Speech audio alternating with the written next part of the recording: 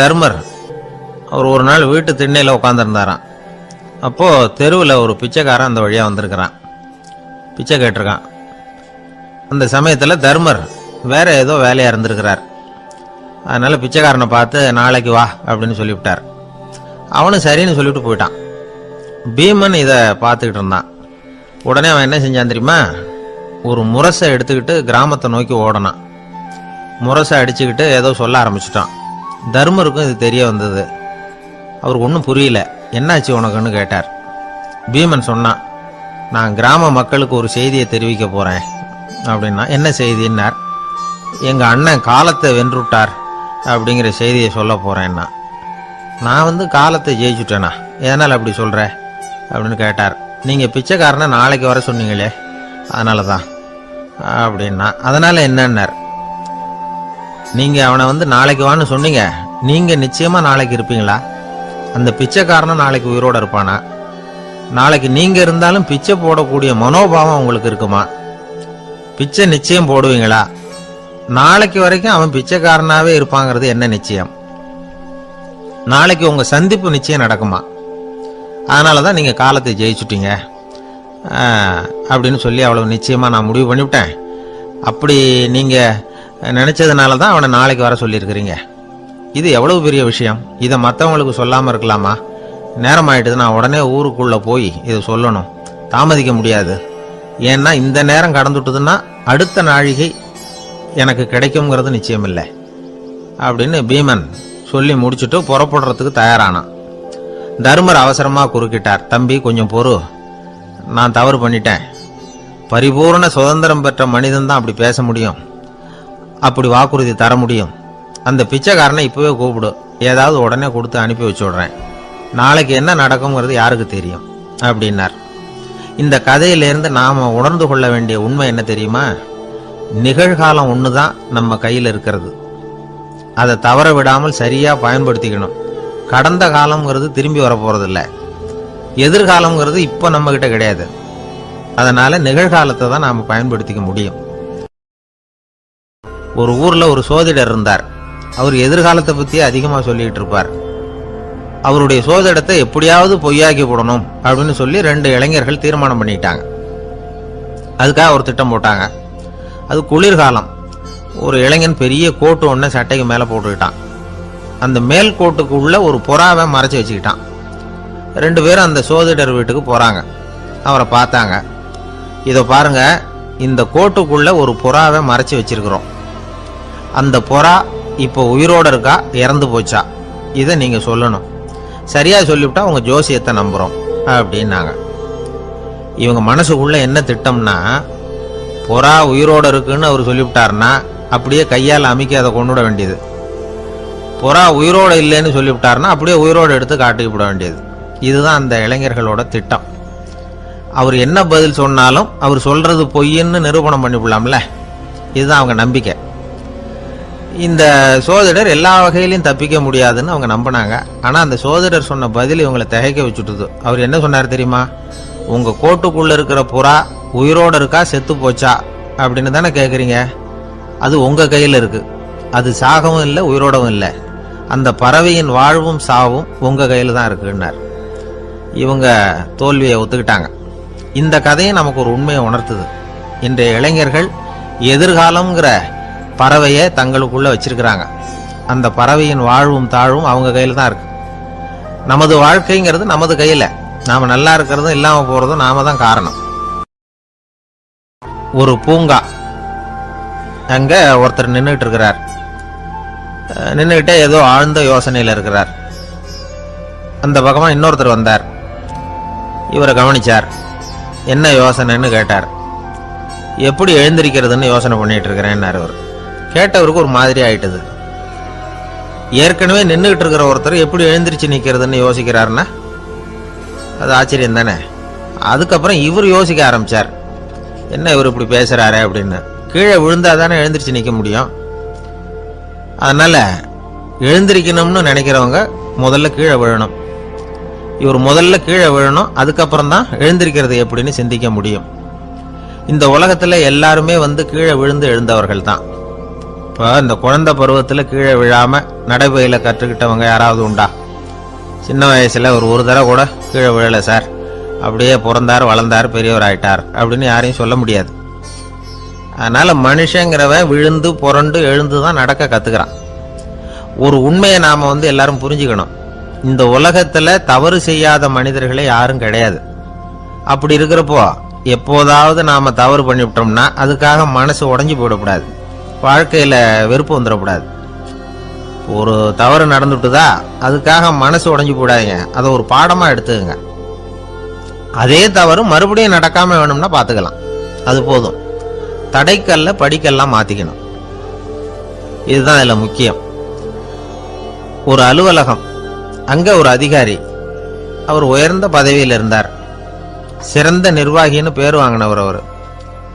அவர் தனக்கு கீழே வேலை செய்கிறவங்க கிட்டெல்லாம் சொல்லுவாராம், இந்த நிறுவனத்தில் நீங்கள் எத்தனை தடவை வேணும்னாலும் தவறுகள் செய்யலாம், ஆனால் ஒரே விஷயம் என்னன்னா ஒரே தவறை மறுபடியும் செய்யக்கூடாது, அது முக்கியம் அப்படின்பாராம். இதை மேம்போக்கா பார்த்தா அவர் ஏதோ தன்னுடைய ஊழியர்களை தவறு செய்ய தூண்டுறது மாதிரி தெரியும். ஆனால் உண்மை அப்படி இல்லை. இன்னைக்கு என்ன நடக்குது தெரியுமா? அநேகமா எல்லா மனிதர்களுமே ஒரே தவறை தான் மறுபடியும் மறுபடியும் செய்யறாங்க. விளையாட்டு வீரர்கள் ஒரே மாதிரியான தவறுகளை திரும்ப திரும்ப செய்யறது உண்டு. கணக்கு எழுதுறவங்களை பாருங்க, ஒரே தப்ப மறுபடியும் மறுபடியும் செய்வாங்க. அலுவலகம் வருகிறவர்களை கவனிங்க, ஒரு நாள் தாமதமா வந்தா பரவாயில்ல, தினமும் தாமதமா வருவாங்க. இது மாதிரி செய்த தவறையே திரும்ப திரும்ப செய்யறதுக்கு என்ன காரணம் அப்படின்னா சோம்பல், ஞாபக மறதி, கவனக்குறைவு, தன்னுடைய திறமை பேரில் அளவுக்கு மீறிய நம்பிக்கை, இப்படி இதில் ஏதாவது ஒரு காரணமாக இருக்கலாம் அப்படிங்கிறாங்க இது பற்றி ஆய்வு செய்கிற வல்லுநர்கள். ஒரு தடவை செஞ்ச தவிர மறுபடியும் செய்யறது இல்லைன்னு முடிவு செஞ்சுக்கிட்டு அதை செயல்படுத்த கற்றுக்கணும், அது போதும், வாழ்க்கை வெற்றிகரமாக அமையும் அப்படிங்கிறாங்க அந்த அனுபவசாலிகள். அதனால் வெற்றிகரமாக வாழ்க்கையில் நடைபோட விரும்பும் இளைஞர்கள் தவிர்க்க வேண்டியது என்னன்னா, முதல்ல சோம்பலை தவிருங்கள், சுறுசுறுப்பாக இயங்குங்கள் அப்படிங்கிறது அவங்க அறிவுரை. ரெண்டாவது ஞாபக மறதி, எந்த செயல்லையும் ஈடுபாடு வேணும், அக்கறை வேணும். மூணாவது கவனக்குறைவு, எதையும் அலட்சியப்படுத்தக்கூடாது. நாலாவது என்னால் முடியாதது எதுவுமே கிடையாது அப்படிங்கிற அளவுக்கு மீறிய நம்பிக்கை, அது ஆபத்தில் கொண்டு போய் விட்டுரும். அதனால் முதல் தவறு உங்களுக்கு ஒரு பாடமாக அமையணும். ஒரு மனிதர் அவர் தன்னுடைய 2 காதுலையும் கட்டு போட்டுக்கிட்டு வந்தார். அவருடைய நண்பர் அதை கவனிச்சுட்டார்.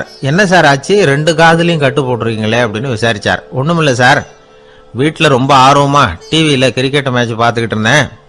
அப்போது என்னுடைய மனைவி துணிகளுக்கு அயர்ன் பண்ணிக்கிட்டு இருந்தாங்க. அயர்ன் பாக்ஸை அப்படியே வச்சுட்டு அடுப்பங்கரைக்கு போயிட்டாங்க. அந்த சமயம் பார்த்து டெலிஃபோன் பண்ணி அடிச்சுது. அவசரமாக ஓடி போய் அதை எடுத்து காதில் வச்சேன். அப்போ தான் தெரியும் அது அயர்ன் பாக்ஸுங்கிற விஷயம். சூடாக இருந்ததா, சுட்டு விட்டுது அப்படின்னார். ஒரு காது சரி சார், 2 காதும் ஏன் அப்படி ஆச்சு அப்படின்னு கேட்டார். அதே ஆள் மறுபடியும் ஃபோன் பண்ணா சார் அப்படின்னார் இவர். எவ்வளவு தூரம் யோசிச்சிருப்பார் பாருங்க. அதனால ஒரு தவறு மறுபடியும் நடக்கக்கூடாது, முதல் தவறு உங்களுக்கு ஒரு பாடமாக அமையட்டும் அப்படிங்கிறது தான் இதிலிருந்து நாம தெரிந்து கொள்ள வேண்டிய கருத்து. அதனால தவறுகள் அதெல்லாம் தடைக்கெல்லாம் நினைக்க வேண்டாம், படிக்கெல்லாம் நினைப்போம். அப்படி நினைச்சோம்னா வாழ்க்கையில வெற்றி நிச்சயம். கொஞ்சம் தூரத்துல நாம நிக்கிறோம், எட்டத்துல இருந்துகிட்டு அவரை கவனிக்கிறோம். அவர் போன்ல பேசுறத, அவர் பேசுகிற வார்த்தைகள் என்ன அப்படிங்கறது நம்ம காதுல விழல. ஆனாலும் அவர் பேசிக்கிட்டு இருக்கிறது நல்ல செய்தியா கெட்ட செய்தியா அப்படிங்கிறத நம்மால யூகிக்க முடியும். மகிழ்ச்சியான செய்தியை பேசும்போது முகம் மலருது, புன்னகை பூக்குது. இதுல ஒண்ணு நீங்க கவனிக்கணும், தொலைபேசியில நாம பேசுறப்போ நம்மோட பேசுறவர் எதிரில் இல்லை. அவர் தொலைபேசி வழியா நம்ம குரலை மட்டும்தான் கேட்க போறார், நம்ம முகத்தை அவர் பார்க்க போறது இல்லை. அப்படி இருந்தோம், அப்ப நம்ம முகம் ஏன் மலரணும் அப்படின்னா இதுதான் உடல் மொழி, பாடி லாங்குவேஜ் அப்படின்னு சொல்றாங்க. நம்ம அறியாமலேயே நம்ம உடம்பு செய்திகளை தெரிவிக்குது பாருங்க, அதுதான் உடல் மொழி. ஒரு மனிதர் தொலைபேசியில பேசிக்கிட்டு இருக்கிறத நீங்க தூரத்துல இருந்து கவனிச்சுக்கிட்டே அவர் நண்பரோட பேசுறாரா, மனைவியோட பேசுறாரா, குழந்தையோட பேசுறாரா, இல்ல மேல் அதிகாரி கிட்ட பேசுறாரா, அல்லது அவருக்கு கீழே பணிபுரிகிறவர்கள் கிட்ட பேசுறாரா அப்படிங்கிறத கண்டுபிடிக்கலாம். அதுக்கு காரணம் அவருடைய உடல் மொழி. இந்த உடல் மொழி கூட நம்ம வாழ்க்கையின் முன்னேற்றத்துக்கு பயன்படும். இதை பத்தியெல்லாம் கூட சில நிபுணர்கள் ஆராய்ச்சி பண்ணி பார்த்துருக்கிறாங்க. அவங்க சில விவரங்களை சொல்றாங்க. குறிப்பா ஒருத்தர் தன்னுடைய நாற்காலியில கிட்டத்தட்ட படுத்துக்காத குறையா உட்காந்துருக்கிறாருன்னு வச்சுக்கோங்க. எதிர இருக்கிறவர் பேசுறது அவருக்கு பிடிக்கலன்னு அர்த்தமா. தலையை சொரிஞ்சிக்கிறது, வேற வேற திசைகளில் பார்க்கறது, கொட்டாவி விடுறது, கால்களை மாற்றி போட்டு உட்கார்றது, களைப்பா கை விரல்களை அப்படியே பின்னிக்கிறது, அடிக்கடி கடிகாரத்தை பார்க்கறது, இப்படிலாம் ஒருத்தர் பண்ணிக்கிட்டு இருக்கிறாருன்னா நாம் கூடிய சீக்கிரம் அந்த இடத்த விட்டு எழுந்திரிச்சு வந்துடுறது நல்லது. ஏன்னா இதெல்லாம் அவருடைய சலிப்பு, சோர்வு, ஆர்வமின்மை இதுக்கு அடையாளங்கள். நம்முடைய பேச்சு அவரை சலிப்படைய வச்சுட்டதுன்னு அர்த்தம். அவர் ரொம்பவும் சோர்ந்து போயிட்டாருன்னு பொருள். நம்முடைய பேச்சில் அவருக்கு ஆர்வம் இல்லைன்னு அர்த்தம். அதே நேரத்தில் நாற்காலியின் நுனியில் அமர்ந்து உடலை முன்னுக்கு நகர்த்தி எதிர இருக்கிறவரின் கண்களை பார்த்துக்கிட்டே பேசினாலும் சரி அல்லது பேச்சை கேட்டாலும் சரி, உங்கள் பேரில் மற்றவங்களுக்கு உள்ள பிடிப்பு அதிகரிக்கும். நாம் எப்படிப்பட்டவருங்கிறத நம்ம உடம்பும் நடை உடை பாவனையும் அடுத்தவங்களுக்கு காட்டி கொடுத்துரும். உங்கள் உடம்பு, உங்கள் பார்வை, நடை, உட்கார்ற விதம் இதை வச்சுக்கிட்டே நீங்கள் பொறுப்புள்ளவரா, முரடரா, அலட்சியமானவரா, மரியாதை தெரிஞ்சவரா, அடக்கமானவரா, நம்பிக்கைக்கு உரியவரா, நாணயம் இல்லாதவரா, பயந்தவரா, திறமசாலியா, அப்பாவியா அப்படிங்கிறதையெல்லாம் கண்டுபிடிச்சிடலாம். அதனால் இந்த உடல் மொழியை புரிஞ்சுக்கிட்டு நம்மளை கொஞ்சம் சரிப்படுத்திக்கிட்டோம்னா வாழ்க்கையில் சுலபமாக பல காரியங்களை சாதிக்க முடியும். ஒரு மனநல மருத்துவமனை, அங்கே ஒருத்தர் ஒரு நாற்காலியில் உட்காந்துக்கிட்டு கார் ஓட்டுறது மாதிரி அப்படி பாவனை பண்ணிகிட்டு இருந்தார். ஸ்டேரிங்கை திருப்புறது மாதிரி, பின்னாடி வர்ற வண்டியை நிற்க சொல்கிறது மாதிரி, அப்புறம் இவர் ஒதுங்கிக்கிட்டு அவருக்கு வழி விடுறது மாதிரி, இப்படிலாம் சேட்டைகள் பண்ணிக்கிட்டு இருந்தார் மனநல மருத்துவமனையில். இதை பார்த்துக்கிட்டு இருந்த ஒருத்தர் பக்கத்தில் இருந்த இன்னொருத்தர்கிட்ட கேட்டார், இவர் ஏன் இப்படி பண்ணுறாரு, இவருக்கு ஏன் அப்படி வந்தது நிலைமை அப்படின்னு சொல்லி அவர் விசாரித்தார். அப்போ அவர் விவரம் சொன்னார். வேற ஒன்றும் இல்லைங்க, இவருக்கு கார் ஓட்டணும்னு ஆசை ரொம்ப காலமாக, அது நிறைவேறாமல் போயிட்டுது. அதுக்கப்புறம் அவர் மனநோயாளியை மாறிட்டார்.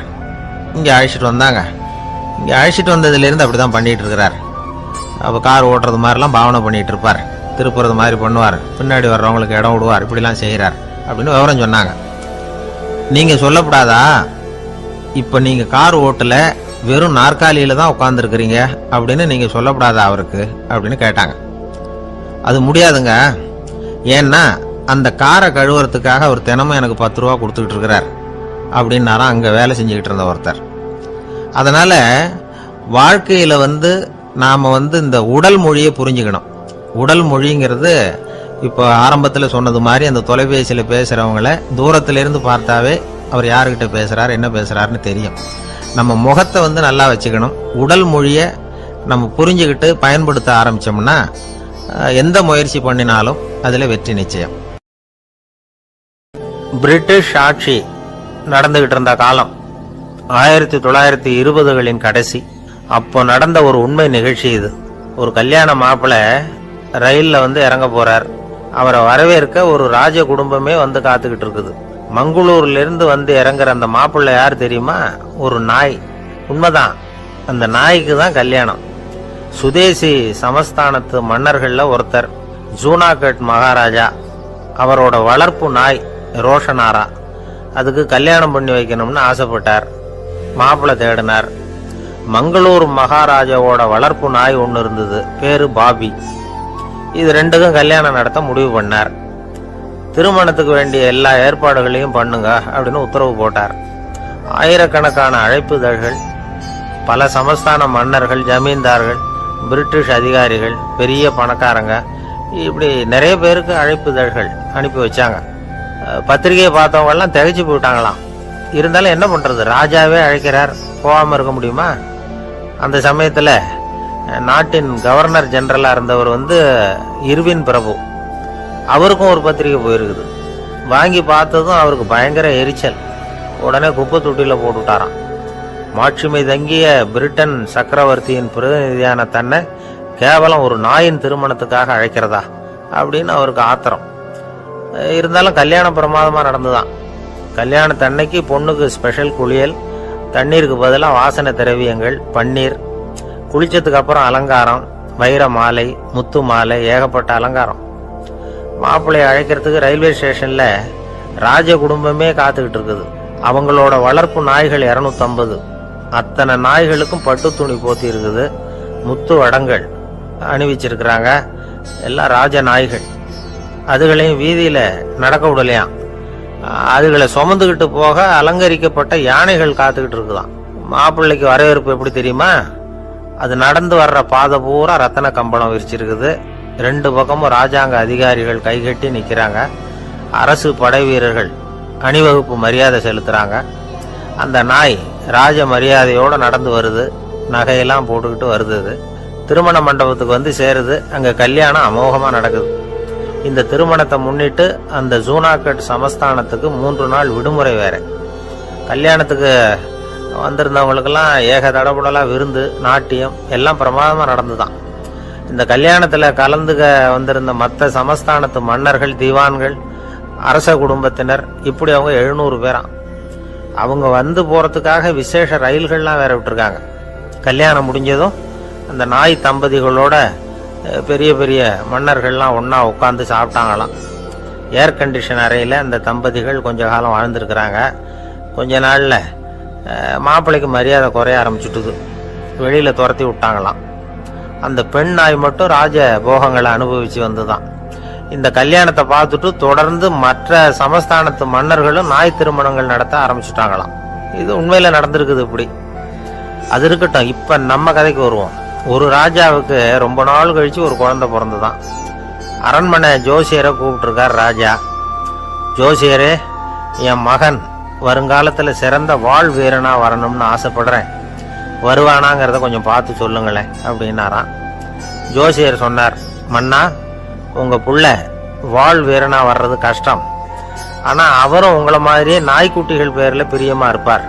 அதுகளுக்கு கல்யாணமும் பண்ணி வைப்பார் அப்படின்னாராம். அது எப்படி கண்டுபிடிச்சிங்க அப்படின்னு கேட்டிருக்கார் ராஜா. அரசே, உங்கள் பிள்ளைக்கு வாழ் மேலே உள்ள பிரியத்தை காட்டிலும் நாய் மேலே உள்ள பிரியம் அதிகம்ங்கிறதுக்கான அறிகுறி இப்போவே தெரியுது. நல்லா கவனிச்சு பாருங்க. அவரு வாழ்ன்னு கத்துறாரு அப்படின்னாரு. கவனிச்சு பார்த்துட்டு அப்படி எனக்கு காதில் விழலையே அப்படின்னாராம் மன்னர். அதனால தான் சொன்னேன், அவர் கத்துறது வாழ்ன்னு கத்தல, வள்ளுன்னு கத்திட்டு இருக்கார். அதனால தான் அப்படி சொன்னேன் அப்படின்னாராம் அரண்மனை ஜோசியர். தெரியுமா? குருகுல வாசம் செஞ்சு படிக்கணும். ஆசிரியருங்கிறவர் ஆசிரமத்தில் இருப்பார். அங்க போய் அவருக்கு தொண்டுகள் செய்யணும். துணிகள்லாம் துவைச்சி போடணும். தூங்கும்போது காலை பிடிச்சி விடணும். புழுக்கமாக இருந்தால் விசிறி மட்டை எடுத்து விசிறணும். அப்படியே அப்பப்போ அவர் சொல்லிக் கொடுக்குற பாடத்தையும் கற்றுக்கணும். அவர் சொல்லிக் கொடுக்குற பாடங்களை ஓலைச்சுவடிகளில் எழுதிக்கணும். இதுதான் குருகுல வாசம்ங்கிறது. இப்போ மாதிரிலாம் கிடையாது. ஆக குருகுல வாசம்ங்கிறது மனசையும் பண்படுத்தும், அறிவையும் பண்படுத்தும். அப்படி ஒரு பயிற்சி அது. அந்த காலத்தில் பஞ்சபாண்டவர்கள் ஒரு குருகுலத்தில் படிக்க போனாங்களாம். ஏற்கனவே அங்கே ஒரு 15 பேர் இருந்திருக்கிறாங்க. இவங்களையும் சேர்த்து மொத்தம் 20 பேர். எல்லாரும் ரொம்ப ஆர்வத்தோடு அங்கே தங்கி படிச்சுக்கிட்டு இருக்கிறாங்க. 2 வருஷம் ஓடி போச்சு. எல்லாரும் ஊருக்கு திரும்ப வேண்டிய நேரம். ஆசிரியர் ஒவ்வொருத்தராக கூப்பிட்டார். இது வரைக்கும் என்ன கற்றுக்கிட்ட அப்படின்னு கேட்டார். அவங்க தாங்கள் எழுதி வச்சிருந்ததை சொன்னாங்க, கற்றுக்கிட்டதை சொன்னாங்க. அங்கே படிக்க வந்தவங்க எல்லாருமே புத்திசாலிகள். அது மட்டும் இல்லை, பல பேர் அரச குடும்பத்தை சேர்ந்தவங்க, இளவரசர்களாக வேற இருக்கிறவங்க. அதனால் அவங்கக்கிட்ட அபாரமான கல்வி அறிவை எதிர்பார்த்தார். ஒருத்தன் தான் எழுதி வச்சிருந்த சரித்திர பாடம் பூராவையும் படித்து காட்டினான். இன்னொருத்தன் தான் எழுதி வச்சிருந்த பூகோள பாடம் பூராவையும் படித்து காட்டினான். இப்படி ஒவ்வொருத்தராக அவங்க படித்தது என்னங்கிறத படித்து காட்டிவிட்டு போனாங்க. கடைசியாக தர்மர் வந்தார். பேசாமல் நிற்கிறார். தன் கையில் இருந்த ஓலைச்சுவடி கேட்டால் அவர் பிரிக்கவே இல்லை. ஆசிரியர் இவர்கிட்ட தான் அதிகமாக எதிர்பார்த்தார். ஆனால் இவரும் பேசாமல் நின்றுட்டு இருக்கிறார். நீ என்ன கற்றுக்கிட்ட சொல்லு, ஓலைச்சுவடியை பிரித்து படினார் அந்த முனிவர். தர்மர் அசையவே இல்லை. மெதுவாக சொன்னார், ஐயா, நான் கற்றுக்கிட்டது ஒன்றே ஒன்று தான். அதுதான் வாழ்க்கையில் எனக்கு ரொம்ப முக்கியமான பாடமாக அமையும் அப்படின்னார். என்னது, என்கிட்ட 2 வருஷ காலமாக படிச்சு விட்டு கடைசியில் கற்றுக்கிட்டது ஒன்றே ஒன்று தானா அப்படின்னார் முனிவர். அவருக்கு ஒன்றும் புரியல. மற்ற மாணவர்களை விட இவர் பண்புகளில் உயர்ந்தவர், அறிவில் சிறந்தவர், வயசில் முதிர்ந்தவர். இவரே இப்படி சொன்னால் மற்றவங்க நிலைமை என்னத்துக்கு ஆறுது? அவங்க ரொம்பவும் கெட்டு போயிடுவாங்களே அப்படின்னு அவர் யோசனை பண்ணார். தர்மா, நல்லா யோசனை பண்ணி பதில் சொல்லு. 2 வருஷமாக நீ கற்றுக்கிட்டது என்ன அப்படின்னு தானே நான் கேட்குறேன், அதை கொஞ்சம் யோசனை பண்ணி சொல்லுன்னார் முனிவர் கொஞ்சம் கோபமாக. தருமர் முகத்தில் எந்த மாறுதலுமே இல்லை. இல்லையா, 2 வருஷமாக நான் கற்றுக்கிட்ட முக்கியமான பாடம் ஒன்றே ஒன்று தான்னார். இப்போ அந்த முனிவருக்கு கோபம் அதிகமாக வந்துடுது. ஏன்பா உனக்கு வெக்கமா இல்லையா? உன்னை விட வயசில் குறைஞ்சவங்க எவ்வளவு பாடம் கற்றுக்கிட்டு இருக்கிறாங்க, எவ்வளவு விரிவாக அவங்க படித்து காட்டினாங்க. நீயும் கூட நிறைய குறித்து வச்சிருக்கிற போல இருக்க, அதை ஏன் பிரித்து படிக்கக்கூடாது அப்படின்னார். ஐயா, நான் சொல்கிறது உங்களுக்கு ஏமாற்றமாக இருந்தால் என்னை மன்னிக்கணும். நான் ரொம்ப முக்கியமாக கற்றுக்கிட்டு இருக்கிறது ஒன்றே ஒன்று தான், மற்ற எதையும் சொல்கிறதுக்கு விரும்பலைன்னார். மாணவர்கள்லாம் சிரிச்சுட்டாங்க. முனிவருக்கு கோபம் அளவுக்கு மீறி வந்துட்டு ஓங்கி அரைஞ்சு விட்டார் தருமரை அவர் கன்னத்தில். தருமர் கண்ணை செவந்து போட்டுது, கண்கள் கலங்கி போச்சு.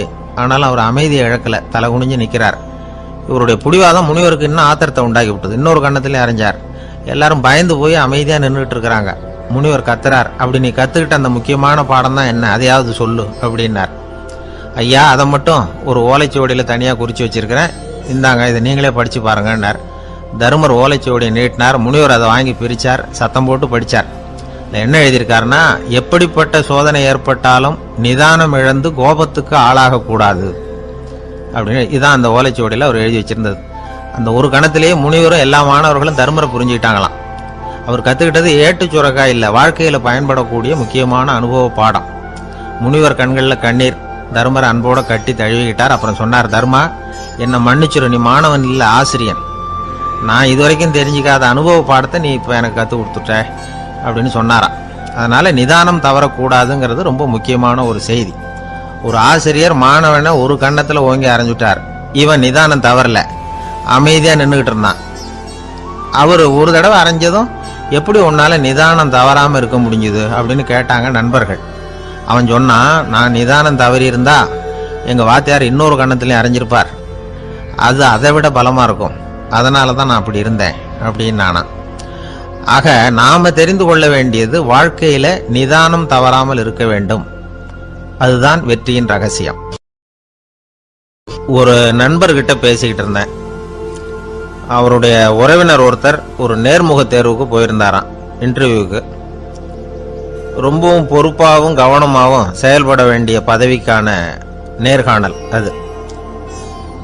இவர் எழுத்து தேர்வில் ஏராளமான மதிப்பெண்கள் வாங்கிவிட்டார். அதனால் அதை பற்றி கவலை இல்லை. இப்போ நேர்முக தேர்வில் தேர்வு பெறணும். ஏராளமான சான்றிதழ்கள் வச்சிருந்தார். நேர்காணலில் கேட்கப்பட்ட எல்லா கேள்விகளுக்கும் சரியான பதில தான் சொன்னார். இருந்தாலும் பாருங்க, அந்த நேர்முக தேர்வில் அவர் தேர்ந்தெடுக்கப்படலை. என்ன காரணம் அப்படின்னு பின்னாடி விசாரிச்சப்போ தான் விவரம் தெரிஞ்சுதான். அது என்ன ஆயிருக்குதுன்னா, அந்த நேர்காணலின் போது இவர் நடந்துகிட்ட முறையில் சில தவறுகள் நடந்து போச்சான். முக்கியமா 2 தவறுகள்.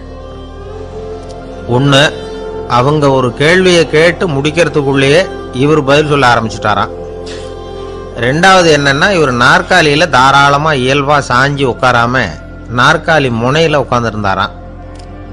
இந்த 2 விதமான செயல்பாடுகளும் இவர் அவசரப்படுறவர், பதற்றப்படுறவர் அப்படிங்கிறதுக்கான அடையாளங்கள். அதாவது கேள்வியை கேட்டு முடிக்கிறதுக்குள்ளேயே முந்திக்கிட்டு பதில் சொல்றது. 2வது, நாற்காலியில இயல்பா தாராளமா உட்காராம நாற்காலி முனையில உட்கார்றது.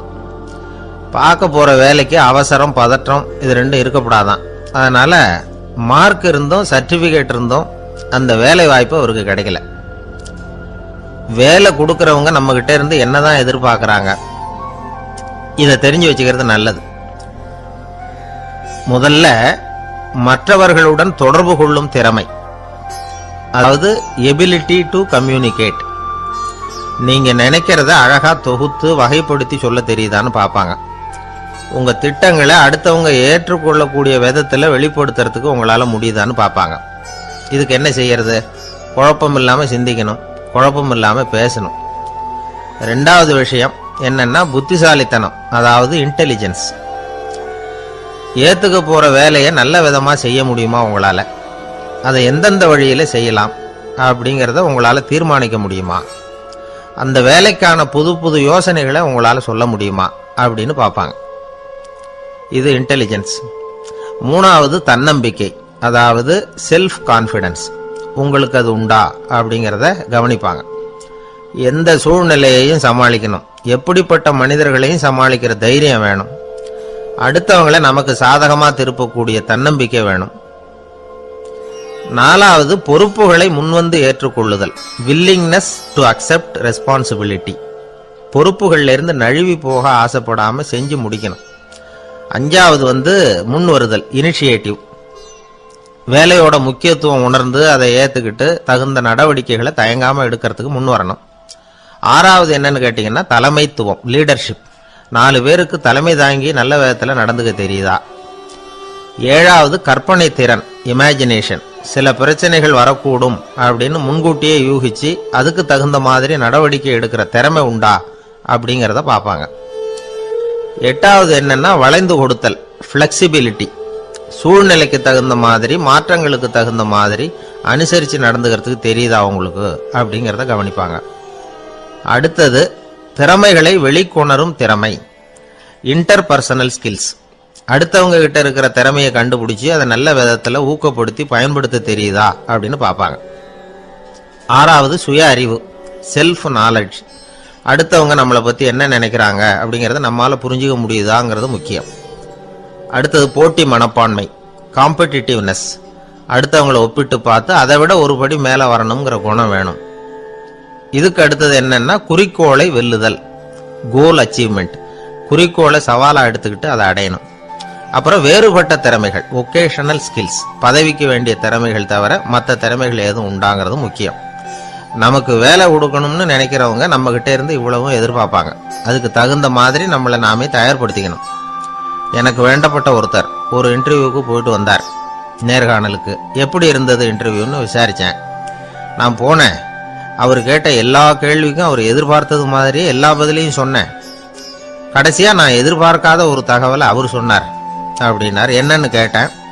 அவரும் என்ன மாதிரியே இன்டர்வியூக்கு வந்தவர் தானா, சும்மா என்ன கேள்வி கேட்டுக்கிட்டு உட்காந்துருந்தாராம் அப்படின்னார்.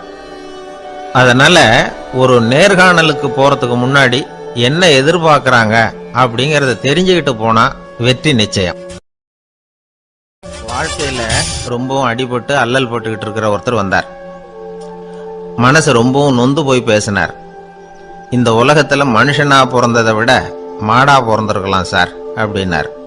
திடீர்னு என்கிட்ட இப்படி சொன்னா அதுக்கு நான் என்னங்க பண்ண முடியும் அப்படின்னேன். உங்ககிட்ட வரணும்னு தோணுச்சு, அதனால வந்தேன் அப்படின்னார். சரிங்க, இப்படி ஒரு யோசனை வந்ததுக்கு என்ன காரணம் அப்படின்னு சொல்லி அவர்கிட்ட கேட்டேன். அதுக்கு அவர் சொன்னார், என் பையனுக்கு வேலை தேடுறேன் கிடைக்கல, பொண்ணுக்கு மாப்பிள்ளை தேடுறேன் கிடைக்கல, வீடு கட்டுறதுக்கு கடன் கேட்குறேன் கிடைக்கல. மாடா பிறந்திருந்தா இது மாதிரி கவலையெல்லாம் கிடையாதுல்ல, பேசாம வைக்கோலை தின்னுக்கிட்டு அசை போட்டுக்கிட்டே கடந்து விடலாமே அப்படின்னாரு அலட்சியமா. அதுக்கப்புறம் தான் அவர் சொன்ன கருத்தை நானும் கொஞ்சம் அசை போட ஆரம்பிச்சேன் மனசுக்குள்ள. இப்போ இயற்கையை பொறுத்த வரைக்கும் அது நாம எல்லாரும் மகிழ்ச்சியா வாழணும் அப்படின்னு தான் விரும்புது. விலங்குகள், பறவைகள், தாவரங்கள், அப்புறம் மற்ற உயிரினங்கள் எல்லாமும் நல்லபடியா இருக்கணும் அப்படிங்கிறது தான் இயற்கையோட விருப்பம். அதுல ஒன்றும் சந்தேகம் இல்லை. இயற்கையோட அமைப்பை கொஞ்சம் கவனிச்சு பார்த்தா அதை நாம நல்லா புரிஞ்சுக்கலாம். இருந்தாலும் இந்த ஆள் சொன்னதை கேட்ட பிறகுதான் ஒரு முக்கியமான வேறுபாடு புரிஞ்சுது.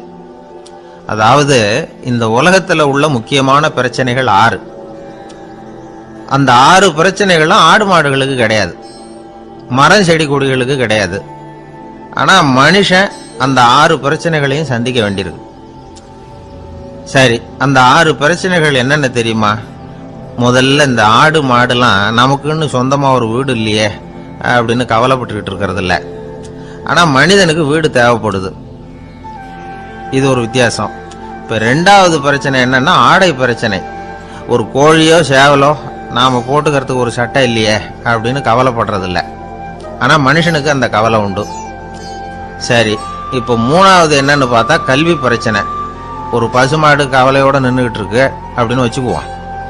நீங்க அதுகிட்ட போய் ஏன் பசுமாடை கவலையோட நின்றுகிட்டு இருக்கிற அப்படின்னு கேட்குறீங்க. என் கண்ணுக்குட்டிக்கு எல்கேஜியில் இடம் கிடைக்கல, டொனேஷன் கொடுக்கறதுக்கு கையில் பணமும் கிடையாது, சிபாரிசுக்கு யாரை பிடிக்கிறதுன்னு தெரியல, இப்படியா சொல்லிகிட்டு இருக்கோம். அதுக்கு அந்த கவலையெல்லாம் கிடையாது. ஆனால் மனிதனுக்கு அந்த கவலை உண்டு. 4வது என்னன்னு பார்த்தீங்கன்னா வேலைவாய்ப்பு பிரச்சனை. வேலை கிடைக்கலையே அப்படின்னு வேப்ப மரம் கவலைப்படுறதில்ல, ஆனால் மனுஷன் கவலைப்படுறான். 5வது என்னன்னு பார்த்தா கல்யாண பிரச்சனை. எருமை மாடு பசு மாடு எல்லாம் பொண்ணுக்கு மாப்பிள்ளை தேடிக்கிட்டாலே இது பேப்பரில் மணமகன் தேவை அப்படின்னு விளம்பரமாக கொடுக்குது, அதெல்லாம் கிடையாது. 6வது என்னன்னு பார்த்தீங்கன்னா பணம் சம்பந்தமான பிரச்சனை. ஆடு மாடுலாம் பணத்தை சேமிக்கணும்னோ ஏதாவது நிதி நிறுவனத்தில் முதலீடு பண்ணணும்னோ நினச்சிக்கிட்டு இருக்கிறதில்ல. பணத்தை எப்படி காப்பாற்றுறது அப்படிங்கிற கவலையும் அதுகளுக்கு கிடையாது. குதிரை குளம்போட பிறக்குது, அதனால் அது காடு மேடெல்லாம் கவலை இல்லாமல் தெரியலாம். ஆடு உடம்புல ரோமத்தோடு பிறக்குது, அதனால் அது குளிரை பற்றி கவலைப்பட வேண்டிய அவசியம் இல்லை. ஆனால் மனுஷனை பார்த்தீங்கன்னா அவன் தான் ஒன்றுமில்லாமல் பிறக்கிறான். ஏன் இந்த பாகுபாடு அப்படின்னு கேட்டால் இதை பற்றி கொஞ்சம் சிந்திச்சு பார்க்கணும். அதாவது இந்த சந்தேகத்தை ஒரு பெரியவர்கிட்டையும் கேட்டேன், அவர் சொன்னார் இதுக்கு பதில். அவர் இதே கேள்வியை இயற்கை கிட்ட கேட்டாராம். இயற்கை பதில் சொல்லிச்சான், வேற யாருக்கும் கொடுக்காத ஒரு வலுவான கருவியை, ஒரு பவர்ஃபுல் வெப்பன் மனுஷனுக்கு கொடுத்துருக்கிறேன்னு, அந்த கருவியை உபயோகப்படுத்தி அந்த 6 பிரச்சனையை மட்டும் இல்லை 6 கோடி பிரச்சனைகள் இருந்தாலும் அதையெல்லாம் சமாளிக்கலாம். அது கருவி என்ன தெரியுமா? அதுதான் 6வது அறிவு.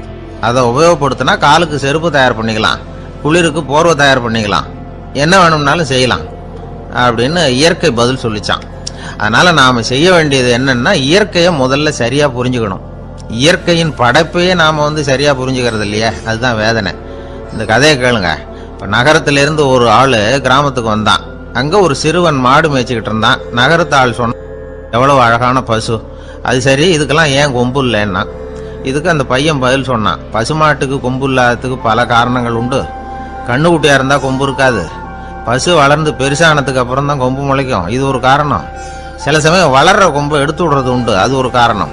ஆனால் இதுக்கு ஏன் கொம்பு இல்லைன்னு கேட்குறீங்க, அதுக்கு என்ன காரணம்னா இது பசு இல்லை குதிரை அப்படின்னானா. அங்கே ஒரு புதர் தெரியுது இல்லையா, இந்த புதருக்குள்ள ஒரு சிங்கம் இருக்கு. அந்த பக்கமாக நான் போகிறப்போ வர்றப்போலாம் அது என்கிட்ட ஒம்பு வளர்க்குது, தகராறு செய்யுது, என் மேலே பாயுது, என்னை தாக்குது, ஏன்னு தெரியல அப்படின்னுது. இதை கேட்டதும் அந்த குரங்கு சொல்லிச்சு, இனிமேல் கவலைப்படாத, இந்த தடவை நான் உன்னை காப்பாற்றுறேன்னுது. அதுக்கப்புறம் ஒரு நாள் அந்த குரங்கும் கழுதியும் அந்த புதர் பக்கமாக போய்கிட்டு இருந்தாங்க. எதிர்பார்த்தது மாதிரியே நடந்தது. இந்த சிங்கம் எதிரில் வந்தது, கழுதியை பார்த்தது, உடனே அது மேலே பாய ஆரம்பிச்சுட்டுது. அவ்வளவுதான். உடனே இந்த குரங்கு என்ன பண்ணிச்சு தெரியுமா, கிடுகிடுன்னு ஒரு மரத்து மேலே ஏறி உட்காந்துக்கிட்டது. அங்கே உட்காந்துக்கிட்டு கீழே அந்த கழுதியும் சிங்கமும் போடுற சண்டையை வேடிக்கை பார்க்க ஆரம்பிச்சுட்டுது. கொஞ்ச நேரம் கழித்து அடிபட்ட காயத்தோடு அந்த கழுதை மெதுவாக நடந்து வந்தது. குரங்கும் மெல்ல மரத்தை விட்டு கீழே இறங்கிச்சு. இப்போ கழுதை கேட்டுது, என்னை காப்பாத்துறேன்னு சொல்லிவிட்டு காலை வாரி விட்டுட்டியே, நீ பாட்டுக்கு மரத்து மேலே ஏறி உட்காந்துக்கிட்டே, அது நியாயமானது. குரங்கு பரிதாபமாக அதை பார்த்துது. நான் மரத்து மேலே இருந்து நீங்கள் 2 பேரும் சண்டை போட்டதை பார்த்துக்கிட்டு தான் இருந்தேன். உன்னோட சத்தம் தான் அதிகமாக இருந்தது, அது நீ சிரிக்கிற மாதிரி எனக்கு கேட்டுது, அதனால் நீ தான் ஜெயிச்சுக்கிட்டு இருக்க போல இருக்கு அப்படின்னு நினச்சுட்டேன்னு. இன்றைக்கி பல பேர் இப்படி தான் இருக்கிறாங்களாம். யார் ஜெயிக்கிறாங்க யார் தோக்குறாங்கங்கிறத முகத்தை பார்த்து கூட கண்டுபிடிக்க முடியறதில்ல, பேசுகிற பேச்சை வச்சு கூட கண்டுபிடிக்க முடியறதில்ல. தோற்கிறவங்க கூட சிரிக்கிற மாதிரி முகத்தை வச்சுக்கிறான். இன்றைய மனிதர்கள்கிட்ட ஏகப்பட்ட முரண்பாடுகள். பொய் முகங்களோட உலவுகிறவர்கள் தான் அதிகம். உண்மை முகம் எங்கே இருக்குது அப்படிங்கிறத புரிஞ்சுக்கிட்டு நண்பர்களை தேர்ந்தெடுக்கணும் அப்படிங்கிறது ஒரு முக்கியமான கருத்து. கடவுள் இந்த உலகத்தை படைச்சுட்டு அதுக்கப்புறமும் கொஞ்ச நாள் இங்கேயே தங்கியிருந்தாராம். அப்போ தான் அவருக்கு ஒரு உண்மை புரிஞ்சுதான், இந்த உலகத்தில் தங்கி இருக்கிறது எவ்வளவு இடைஞ்சல்னு. தினமும் மனிதர்கள் தேடி ஏதாவது புகார் சொல்லிக்கிட்டே இருந்தாங்களாம், எனக்கு அது வேணும் இது வேணும்னு கேட்டுக்கிட்டே இருந்தாங்களாம். சில பேர் வந்தாங்க, நாங்கள் விவசாயம் பண்ணுறோம், தண்ணி இல்லாமல் பயிர் காயுது, எங்களுக்கு மழை வேணும் அப்படின்னாங்க. அவங்க போனதும் அதுக்கப்புறம் சில பேர் வந்தாங்க, நாங்கள் மண்பானை செய்கிறவங்க, நிறைய பானை செஞ்சு வச்சுருக்குறோம், மழை பெஞ்சால் எல்லாம் கரைஞ்சி வீணாக போயிடும், அதனால் இன்றைக்கி மழை பெய்யக்கூடாதுன்னாங்க. கடவுள் பார்த்தார், அவருக்கு என்ன பண்ணுறதுன்னே தெரியல, ஏகப்பட்ட குழப்பம், தலையை பிச்சுக்கலாம் போல் இருந்தது, கிட்டத்தட்ட பைத்தியம் பிடிக்கிற அளவுக்கு ஆயிட்டுது. எல்லாருடைய ஆசைகளையும் அவரால் நிறைவேற்ற முடியல, ஏன்னா ஒன்றுக்கு ஒன்று முரண்பாடாக இருந்தது. ஒரு நாள் தன்னுடைய அமைச்சரவையை கூட்டி ஆலோசனை கேட்டார், என்ன செய்யலான்னு சொல்லுங்கன்னார். இது என்ன பிரமாதம், பேசாமல் இமயமலை அடிவாரத்தில் போய் உட்காந்துங்க, யாரும் தொந்தரவு பண்ண மாட்டாங்கன்னாங்க. அங்கேயும் மனிதர்கள் வர ஆரம்பிச்சுருவாங்களேன்னார் கடவுள். சரி அப்படின்னா சந்திரனில் போயிருந்துக்கலாமேன்னாங்க. அங்கேயும் மனுஷன் குடி வர போகிறான் அப்படின்னார் கடவுள். வெகு தூரத்துக்கு அப்பால் உள்ள நட்சத்திர மண்டலத்துக்கு போயிடலான்னாங்க. இதெல்லாம் நிரந்தர தீர்வாகாது, நிரந்தரமாக இந்த மனிதனுடைய தொல்லையிலேருந்து நான் விடுபடணும், அதுக்கு ஏதாவது வழி சொல்லுங்கன்னார் கடவுள். ஒரு வயசான ஆள் வந்தார். கடவுளுக்கு காதோட காதாக ஒரு வழியை சொன்னார். கடவுளுக்கு முகம் மலர்ந்தது. அதுதான் சரி, அப்படியே செஞ்சுடலான்னார். அந்த ஆள் சொன்ன ரகசியம் என்ன தெரியுமா? மனிதனால் அடைய முடியாத ஒரு இடம் இருக்கு, அது வேற எங்கேயும் இல்லை, அவனுக்கு உள்ளே இருக்குது. அங்கே போய் மறைஞ்சுங்க, அதுக்கப்புறம் மனிதர்களால் உங்களுக்கு தொந்தரவு இருக்காதுன்னார். மனிதன் நினைக்காத இடம் அதுதான். அதாவது உள்ளுக்குள்ள இருக்கிற உண்மையை புரிஞ்சுக்காம வெளியில எங்கேயோ அது இருக்கிறதாக நினைச்சு வரட்டிக்கிட்டு அலையிறான் மனுஷன். உள்ளே இருக்கிற உண்மை புரிஞ்சா நாம தன்னம்பிக்கையோட தலை நிமிர்ந்து வாழலாம். வேடிக்கையா ஒரு கதை சொல்லுவாங்க. இதை பாருங்க, நம்ம பையன் எங்க பணம் வச்சாலும் எடுத்து விடுறான், என்ன பண்றதுன்னாங்க அம்மா. அப்பா கொஞ்ச நேரம் யோசனை பண்ணார். அதுக்கப்புறம் சொன்னார், அவன் கண்ணில் படாத இடமா நம்ம வீட்டில் இருக்கிறது ஒரே இடம் தான், அங்கே பணத்தை வை திருட்டு போகாதுன்னார். அது எந்த இடம்னு கேட்டாங்க. அதுதான் அவன் பாட புஸ்தகம், அதில் வச்சிரு, அவன் தொடவே மாட்டான். பாட புத்தகத்தை தொடாமல் பரீட்சையில் வெற்றி பெற முடியாது அப்படிங்கிறத புரிஞ்சுக்கணும். உள்ளே இருக்கிற உண்மையை தொடாமல் வாழ்க்கையில் வெற்றி பெற முடியாது. அதனால் உண்மையை புரிஞ்சுக்கிட்டா வாழ்க்கையில் வெற்றி நிச்சயம். கத்தியை தீட்டாதே புத்தியை தீட்டு அப்படின்னு ஒரு பெரியவர் புத்தி சொன்னார். அதை கேட்ட ஒரு இளைஞன், அது எப்படி பெரியவரை புத்தியை தீட்டுறது? கத்தியை தீட்டுன்னு சொன்னா ஒரு கருங்கல்ல கத்தியை தேய்க்கலாம், புத்தியை தீட்டுன்னு சொன்னா எப்படி தலையை கொண்டுட்டு போய் தரையில தேய்ச்சிட்டு இருக்க முடியுமா அப்படின்னா. அந்த பெரியவர் உடனே புரிஞ்சுக்கிட்டார், இந்த இளைஞனுக்கு புத்தி கூர்மை கம்மி அப்படிங்கிறத புரிஞ்சுக்கிட்டார். அது சரி, அறிவுக்கும் புத்திசாலித்தனத்துக்கும் என்ன வித்தியாசம்? இது ஒரு முக்கியமான கேள்வி. அறிவுன்னா என்ன, புத்திசாலித்தனம்னா என்ன? இதே கேள்வியை சாக்ரட்டிஸ் கிட்ட அவருடைய சீடன் ஒருத்தன் கேட்டானான். ஐயா, அறிவுக்கும் புத்திசாலித்தனத்துக்கும் என்னங்க வித்தியாசம் அப்படின்னு கேட்டிருக்கான். சாக்ரட்டிஸ் நிமிர்ந்து பார்த்துருக்கிறார் அந்த சீடனை. அதுக்கப்புறம் சொன்னாராம், நான் சொல்றேன் உன்னுடைய கேள்விக்கு பதில், ஆனா அதுக்கு முன்னாடி நீ ஒரு காரியம் பண்ணணும்னாரான். என்னங்க செய்யணும் சொல்லுங்கன்னு இருக்கான். அதோ பாரு, ஒரு பெரியவர் உட்காந்துருக்கிறாரு, அவர்கிட்ட போ, இங்கேருந்து பக்கத்தில் இருக்கிற அந்த கிராமத்துக்கு போய் சேர எவ்வளவு நேரம் ஆகும் அப்படின்னு கேட்டுட்டு வா அப்படி சொன்னார் சாக்ரட்டிஸ். சரின்னு சொல்லிவிட்டு இவன் போனான். அந்த பெரியவர் முன்னாடி போய் நின்னான். ஏங்க பெரியவரை, இங்கேருந்து அதோ தெரியுத அந்த கிராமத்துக்கு போய் சேர்றதுக்கு எவ்வளவு நேரம் ஆகும் அப்படின்னு கேட்டான். பெரியவர் நிமிர்ந்து பார்த்தார், ஆனால் பதில் எதுவும் சொல்லலை. இவன் மறுபடியும் ஒரு தடவை அதே கேள்வி அவர்கிட்ட கேட்டான். என்னங்க, நான் கேட்குறது உங்கள் காதில் விழுதா? அந்த கிராமத்துக்கு போய் சேர்றதுக்கு எவ்வளோ நேரம் ஆகும் அப்படின்னு சொல்லி மறுபடியும் கேட்டான். அப்பவும் அவர் பதில் சொல்லலை. உடனே அவன் மனசுக்குள்ளே முடிவு பண்ணிக்கிட்டான், சரி பெரியவர் ஒரு மாதிரியாக தெரிகிறார், புத்தி சுவாதீனம் சரியில்லாத ஒரு மாதிரி தெரியுது அப்படின்னு நினச்சிக்கிட்டே வந்த வழியிலே திரும்பி வந்துட்டான். கொஞ்சம் தூரம் நடந்திருப்பான். இப்போ அந்த பெரியவர் மறுபடியும் கூப்பிட்டார், இளைஞனே இப்படி வாழ்னார். இவனுக்கு ஒன்றும் புரியல. மறுபடியும் திரும்பி நடந்தான். அவர் முன்னாடி போய் நின்னான். பெரியவர் சொன்னார், தம்பி, இங்கேருந்து அந்த கிராமத்துக்கு போய் சேர்றதுக்கு 5 நிமிஷம் ஆகும் அப்படின்னார். இப்போ அந்த இளைஞன் அந்த முதியவரை ஒரு மாதிரியாக பார்க்க ஆரம்பித்தான். அதுக்கப்புறம் கொஞ்சம் யோசித்தான். பிறகு அவர்கிட்டே கேட்டுட்டான், ஏங்க பெரியவரை, இதே பதிலை அப்போவே என்கிட்ட சொல்லியிருக்கலாமே, என்னை திரும்பி போன்னு சொல்லிவிட்டு பாதி தூரம் போனதுக்கப்புறம் மறுபடியும் கூப்பிட்டு அதுக்கப்புறம் இப்படி சொல்கிறீங்களே, இது நியாயமா அப்படின்னா. பெரியவர் சிரிச்சார். அதுக்கப்புறம் சொன்னார், ஏன்பா, நீ எவ்வளவு வேகமாக நடக்கிறேங்கிறத பார்க்காம நீ கிராமத்துக்கு போய் சேர வேண்டிய நேரத்தை எப்படி என்னால் சொல்ல முடியும்? அதனால தான் உன்னை கொஞ்சம் தூரம் நடக்க விட்டு உன்னுடைய நடையின் வேகம், அந்த கிராமம் இருக்கிற தூரம் ரெண்டையும் கணக்கு போட்டு அதுக்கப்புறம் நேரத்தை சொன்னேன்னார். சீடன் வந்து தலை குனிந்தான். அப்படியே திரும்பி வந்து சாக்ரட்டிஸ் முன்னாடி நின்னான். சாக்ரட்டிஸ் இப்போ சொல்றார், தம்பி, அதுக்கு பேர் தான் புத்திசாலித்தனம். இந்த அறிவு கூர்மை வந்து எல்லா இளைஞர்களுக்கும் வரணும் அப்படிங்கிறதுக்காகத்தான் கத்தியை தீட்டாத புத்தியை தீட்டு அப்படின்னு பெரியவங்கள்லாம் சொல்லிட்டு இருக்கிறாங்க. புத்தியை தீட்டுறவங்கெல்லாம் வாழ்க்கையில் அறிவாளியாராங்க, தீட்டாதவங்க கோமாளியாராங்க. இதுதான் இன்னைக்கு நடக்கிறது. அதனால அறிவு கூர்மைங்கிறது வேற. இந்த காலத்து ஆசாமி ஒருத்தர் இன்னொருத்தரை பார்த்து கேட்டார், ஏங்க, ஒரு விமானம் இங்கேருந்து புறப்பட்டு 2 மணி நேரத்தில் மதுரைக்கு போய் சேருது. நல்லா கவனிங்க, ஒரு விமானம் இங்கேருந்து புறப்பட்டு 2 மணி நேரத்தில் மதுரைக்கு போய் சேருது அப்படின்னா என்னோட வயசு என்னன்னு கேட்டார். இவர் கேட்கறதுல ஏதாவது அர்த்தம் இருக்கா? அதாவது இங்கேருந்து புறப்பட்டு 2 மணி நேரம் ஆகுது மதுரைக்கு போகிறதுக்கு, அப்படின்னா என் வயசு என்னன்னு கேட்குறாரே. இதை கேட்ட உடனே அவர் பதில் சொன்னார். அப்படின்னா உங்களோட வயசு 20 அப்படின்னார். எப்படிங்க அவ்வளவு கரெக்டாக சொன்னீங்க அப்படின்னு கேட்டார். வேற ஒன்றும் இல்லை, எங்கள் பக்கத்து வீட்டில் ஒரு முழு பைத்தியம் இருக்கு, அதோட வயசு 40. அப்படின்னா உன் வயசு 20 தான் இருக்கணும் அப்படின்னார். அரை பைத்தியம்னு முடிவு பண்ணிக்கிட்டார். அதனால வாழ்க்கையில் அறிவு கூர்மைங்கிறது ரொம்ப அவசியம். அந்த புத்திசாலித்தனம் இருக்கிறவங்க வாழ்க்கையில் வெற்றி பெறுவது நிச்சயம். சாலை ஓரமா அழுதுகிட்டு உட்காந்துருந்தான். பிச்சை எடுத்து சாப்பிட்ற ஒருத்தன் அந்த பக்கமா வந்தான். இவனை பார்த்தான். ஏன் அழுதுகிட்டு உட்காந்துருக்கிற, என்னாச்சு உனக்கு அப்படின்னு கேட்டான். அதுக்கு இவன் சொன்னான், என்கிட்ட ஒன்றுமே இல்லை, நான் இந்த உலகத்தில் இருந்து என்ன பிரயோஜனம், அதனால தான் அழுதுகிட்டு இருக்கிறேன் அப்படின்னா. உன்கிட்ட மறைஞ்சிருக்கிற புதையல் என் கண்ணுக்கு நல்லா தெரியுது, அது உனக்கு புரியல, அதனால தான் அழுதுகிட்டு இருக்கிற அப்படின்னா. என்னது புதையல் இருக்குதா, உன் கண்ணுக்கு தெரியுதா அப்படின்னு கேட்டான். ஆமாம் எனக்கு தெரியுது, அந்த புதையலை நீ விற்கிறதுக்கு தயாராக இருக்கிறியா அப்படின்னு கேட்டான் இவன். இதை கேட்டதும் அந்த இளைஞனுக்கு ரொம்ப ஆச்சரியமாக போச்சு.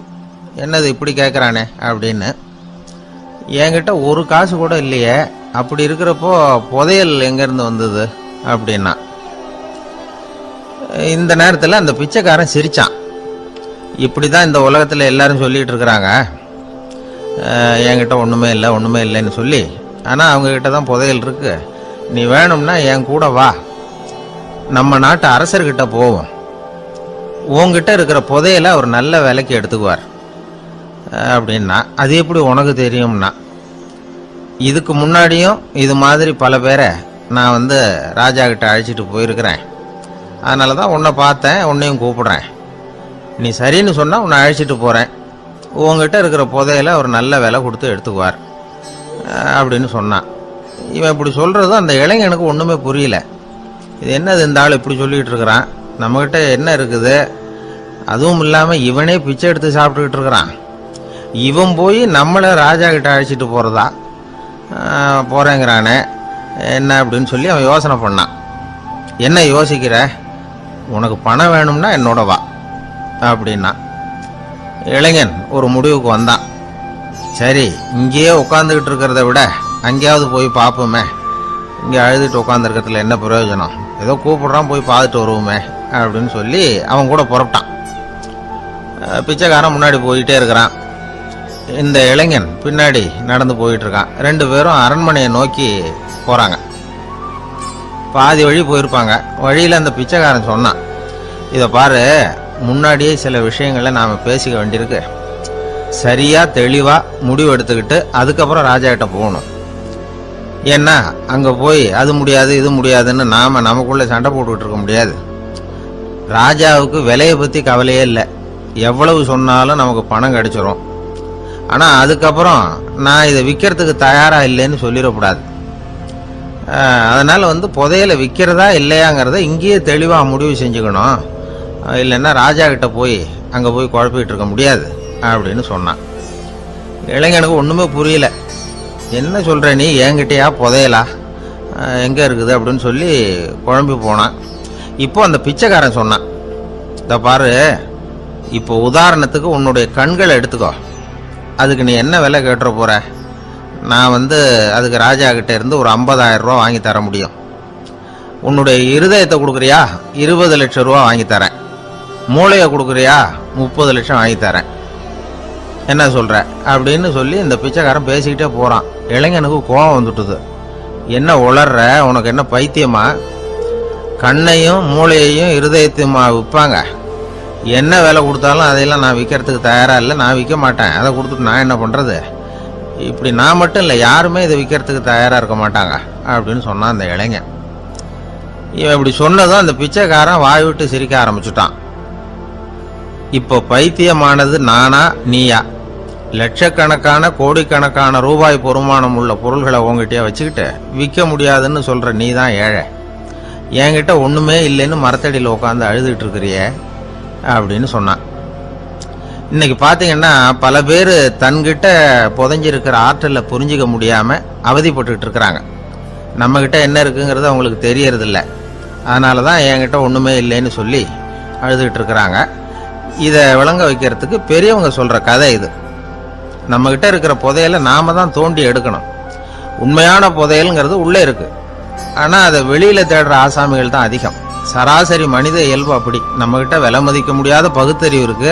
அதை வச்சுக்கிட்டு வாழ்க்கையில முன்னேறதுக்கு முயற்சி பண்ணணும். என்கிட்ட ஒண்ணுமே இல்லைன்னு நினைச்சு ஓரமா உட்காந்துடக்கூடாது. முயற்சி செஞ்சா முடியாத காரியம் எதுவுமே இல்லை. ஒரு ரயில்வே ஸ்டேஷன் பக்கம் வெளியில ஒரு டாக்ஸி நின்றுட்டு இருந்தது. அந்த பக்கமா வந்த ஒருத்தர் டாக்ஸி டிரைவரை பார்த்து சொன்னார், ஐயா, உங்க வண்டியில பின் சீட்ல ஒரு மணி பர்ஸ் கிடக்கு, யாரோ மறந்து விட்டுட்டு போயிருக்கிறாங்க அப்படின்னாரு. இல்லை அது காலி பர்ஸ் தான், நான் தான் அதை அங்கே போட்டு வச்சிருக்கிறேன்னாரு டிரைவர். ஏன்னு கேட்டார் அவர். இதுக்கு டிரைவர் சொன்னார், அதை பார்க்குற யாராவது அதை எடுத்துக்கலாம்ங்கிற ஆசையிலையாவது சவாரிக்கு வருவாங்க, அதுக்காக தான் போட்டு வச்சிருக்கிறேன் அப்படின்னார். ஒரு நண்பர் அவசரமாக என்கிட்ட ஓடி வந்தார். அப்புறம் சொன்னார், என்னால் நம்பவே முடியல சார், என் பையனா இப்படி அப்படின்னு சொல்லி ஆச்சரியப்பட்டார். உங்கள் பையன் அப்படி என்னதான் செஞ்சுட்டான்னு கேட்டேன். என்னால் முடியாத ஒரு காரியத்தை அவன் சுலபமாக செஞ்சுட்டான் சார் அப்படின்னார். அது என்ன, உங்களால் முடியாத காரியத்தை அவன் செஞ்சுட்டாங்கிறீங்க, அது என்ன காரியம்னு தான் சொல்லுங்களேன். என்ன 5ஆம் வகுப்புல ஒரே தடவையில் பாஸ் ஆகிட்டான் சார், அதாவது ஒரே அட்டம்ப்ட்ல பாஸ் ஆகிருக்கிறான் அப்படின்னார். மூச்சு வாங்க.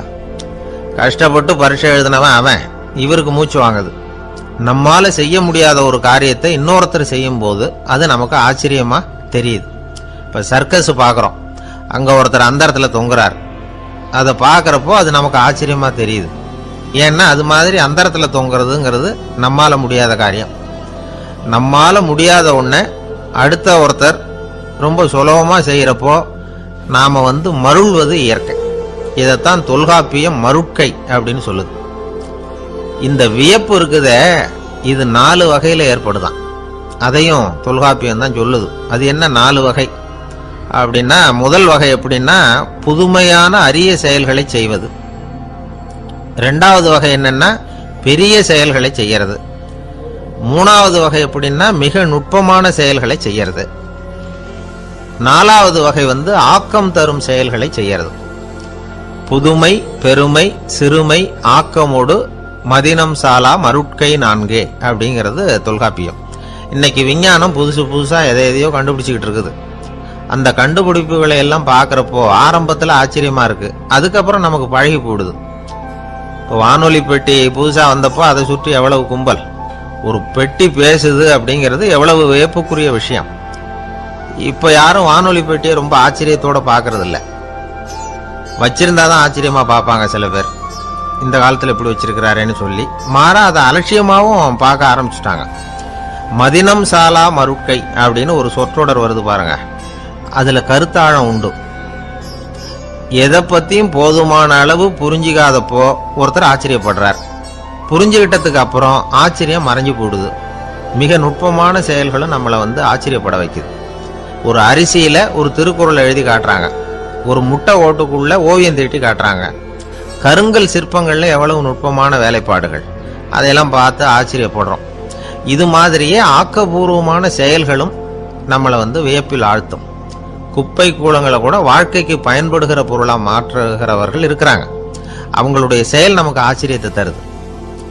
இடைக்காட்டு சித்தர்னு ஒருத்தர் இருந்தார். அவர் பாடிய 30 நூல்ல ஒரு பாட்டு வருது. ஆற்றல் பிறர் அறிதலின் ஆகம் கிளர்வு உறுதலின் கற்று அறிபாணர் கெழுமிய கோடலின் தோற்றம் உருகவே போற்றல் சால் வியப்பே. ஒருத்தருடைய ஆற்றல் தெரியாமல் இருந்தது, அவருடைய அரிய செயல்களை பார்க்கும் பொழுது வியப்பா இருந்தது, மனசுக்குள்ள கிளர்ச்சி. பாவலர்கள் இவர்கள் புகழப்பாடி மற்றவர்களும் தெரிந்து கொள்ளுமாறு செய்கிறார்கள். ஆக எல்லா வகையிலுமே மக்கள் தங்களுடைய வாழ்க்கையில முன்னேறுவதற்கு வழிகாட்டுகிற ஒரு மெய்ப்பாடு தான் வியப்புங்கிறது. இன்னைக்கு இளைஞர்கள் இதை நல்லா புரிஞ்சுக்கணும். ஆச்சரியப்படுங்கள், ஆச்சரியப்பட வைப்பீர்கள். இந்த காலத்துல நம்ம எப்படி எல்லாமோ ஆச்சரியப்பட வைக்கிற அதிசய மனிதர்கள் இருக்கிறாங்க. ஒரு ஆளை பிடிச்சி ஜெயிலுக்கு கொண்டுட்டு வந்தாங்க. சிறை அதிகாரி அவனை ரொம்பவும் ஆச்சரியமா பார்த்தார். இவன் கேட்டான், ஏன் சார் அப்படி பாக்குறீங்க, நான் இப்ப இங்க வந்தது உங்களுக்கு ஆச்சரியமா இருக்கா அப்படின்னு கேட்டான். இதுக்கு சிறை அதிகாரி சொன்னார், நீ இப்போ இங்க வந்ததுல எனக்கு ஒன்றும் ஆச்சரியம் இல்லப்பா, ஏற்கனவே நீ இங்கிருந்து விடுதலை ஆகி போய் 6 மாசம் ஆச்சு, இவ்வளவு லேட்டா திரும்பி வர்றியா, அதுதான் எனக்கு ஆச்சரியம் அப்படின்னாராம். இது ஒரு வகையான ஆச்சரியம். ஆனா வாழ்க்கையில வியப்புங்கிறது ஒரு தேவைப்படுகிற மெய்ப்பாடு. ஆச்சரியப்படுவோம், ஆச்சரியப்பட வைப்போம். அப்படி இந்த உண்மையை புரிந்து கொண்டோம்னா நம்ம வாழ்க்கையில வெற்றி நிச்சயம். வாழும்போதே செத்து போகிறவர்கள் செத்த பிறகும் வாழ்ந்து கொண்டிருப்பார்கள். அது எப்படி வாழும்போதே செத்து போறது? இப்போ வரவேற்புறையிலேயே செத்து போறதை பத்தி தான் நமச்சிவாயம் பேசினார். ஆரம்பத்திலே இப்படி பேசுறாருன்னு எனக்கு பயமா இருந்தது. செத்து போறது, நாமெல்லாம் எப்ப செத்து போறது என்ன ஏதுங்கிறது மாதிரி அது இப்போ இப்படி இந்த ஞாபகத்தை படுத்துறாரு அப்படின்னு நினைச்சா. ஆனா அதுதான் அந்த சமாதி நிலைங்கிறது. அதுதான் வாழும்போதே செத்து போகிற நிலை. அது எப்படி வாழும்போதே செத்து போறதுன்னா என்ன அப்படின்னா, அதுக்கு சொல்றேன்னு, ஒருத்தன் ஒரு கிளி வளர்த்தான். ஆப்பிரிக்காவுக்கு போய் ஒரு கிளி பிடிச்சிட்டு வந்தான். ஒருத்தன் ஆப்பிரிக்காவுக்கு போனப்ப ஒரு கிளியை பிடிச்சிட்டு வந்து கூண்டுல வச்சு வளர்த்துக்கிட்டு இருக்கான். வேளைக்கு சாப்பாடு தண்ணி எல்லாம் போட்டுக்கிட்டு இருக்கான். அந்த கிளி கூண்டுக்குள்ள வளருது. கொஞ்ச நாள் கழிச்சு அந்த வளர்க்குறவன் மறுபடியும் ஆப்பிரிக்காவுக்கு போறான். அப்போ இவன் கேட்டான் அந்த கிளிகிட்ட, கிளியே, நான் நீ பிறந்த ஊருக்கு நான் போறேன், உன் சொந்தக்காரங்களுக்கு ஏதாவது செய்தி இருந்தா சொல்லு, நான் சொல்லிவிட்டு வரேன் அப்படின்றான். அந்த உள்ள இருக்கிற கிளி, நீ தான் வேளைக்கு சாப்பாடு போடுற, ஏதோ கூண்டுக்குள்ள என் காலம் ஓடிக்கிட்டு இருக்கு, அது சொல்லிட்டு வா அப்படின்ட்டு. இவன் நேரா போனான், ஆப்பிரிக்காவுக்கு போனான், வேற காரியமா போனா, எல்லாத்தையும் முடிச்சுட்டு காட்டுல போய் ஒரு கிளி மரமா பார்த்து சொல்லிட்டு இருக்கிறான். பார்த்தா எல்லாம் ஒன்றும் கவனிக்கல. ஒரே ஒரு கிளி மட்டும் தனியா உட்காந்துருந்தது, ஜோடி இல்லாம. அதுகிட்ட போய் சொன்னான், உன் ஜோடி கிளியை அங்க கூண்டுக்குள்ள வச்சு வளர்த்துக்கிட்டு இருக்கிறேன், வேளைக்கு சாப்பாடு கொடுத்துக்கிட்டு இருக்கேன்றான். உடனே அந்த கிளி என்ன பண்ணிச்சு, பொல பொலன்னு அப்படியே கண்ணீர் விட்டுதான். கண்ணீர் விட்டு சுருண்டு கீழே விழுந்து செத்து போச்சு.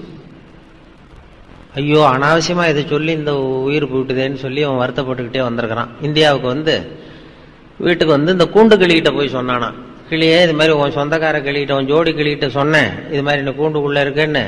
உடனே பொல பொலன்னு கண்ணீர் விட்டது, அப்படியே சுருண்டு விழுந்து செத்து போச்சு அப்படின்னு அதை சொல்லியிருக்கிறான். சொன்ன உடனே இது என்ன பண்ணுச்சு, இதுவும் கூண்டுக்குள்ளேயே பொல பொலன்னு கண்ணீர் விட்டு சுருண்டு விழுந்து செத்து போச்சு கூண்டுக்குள்ளேயே.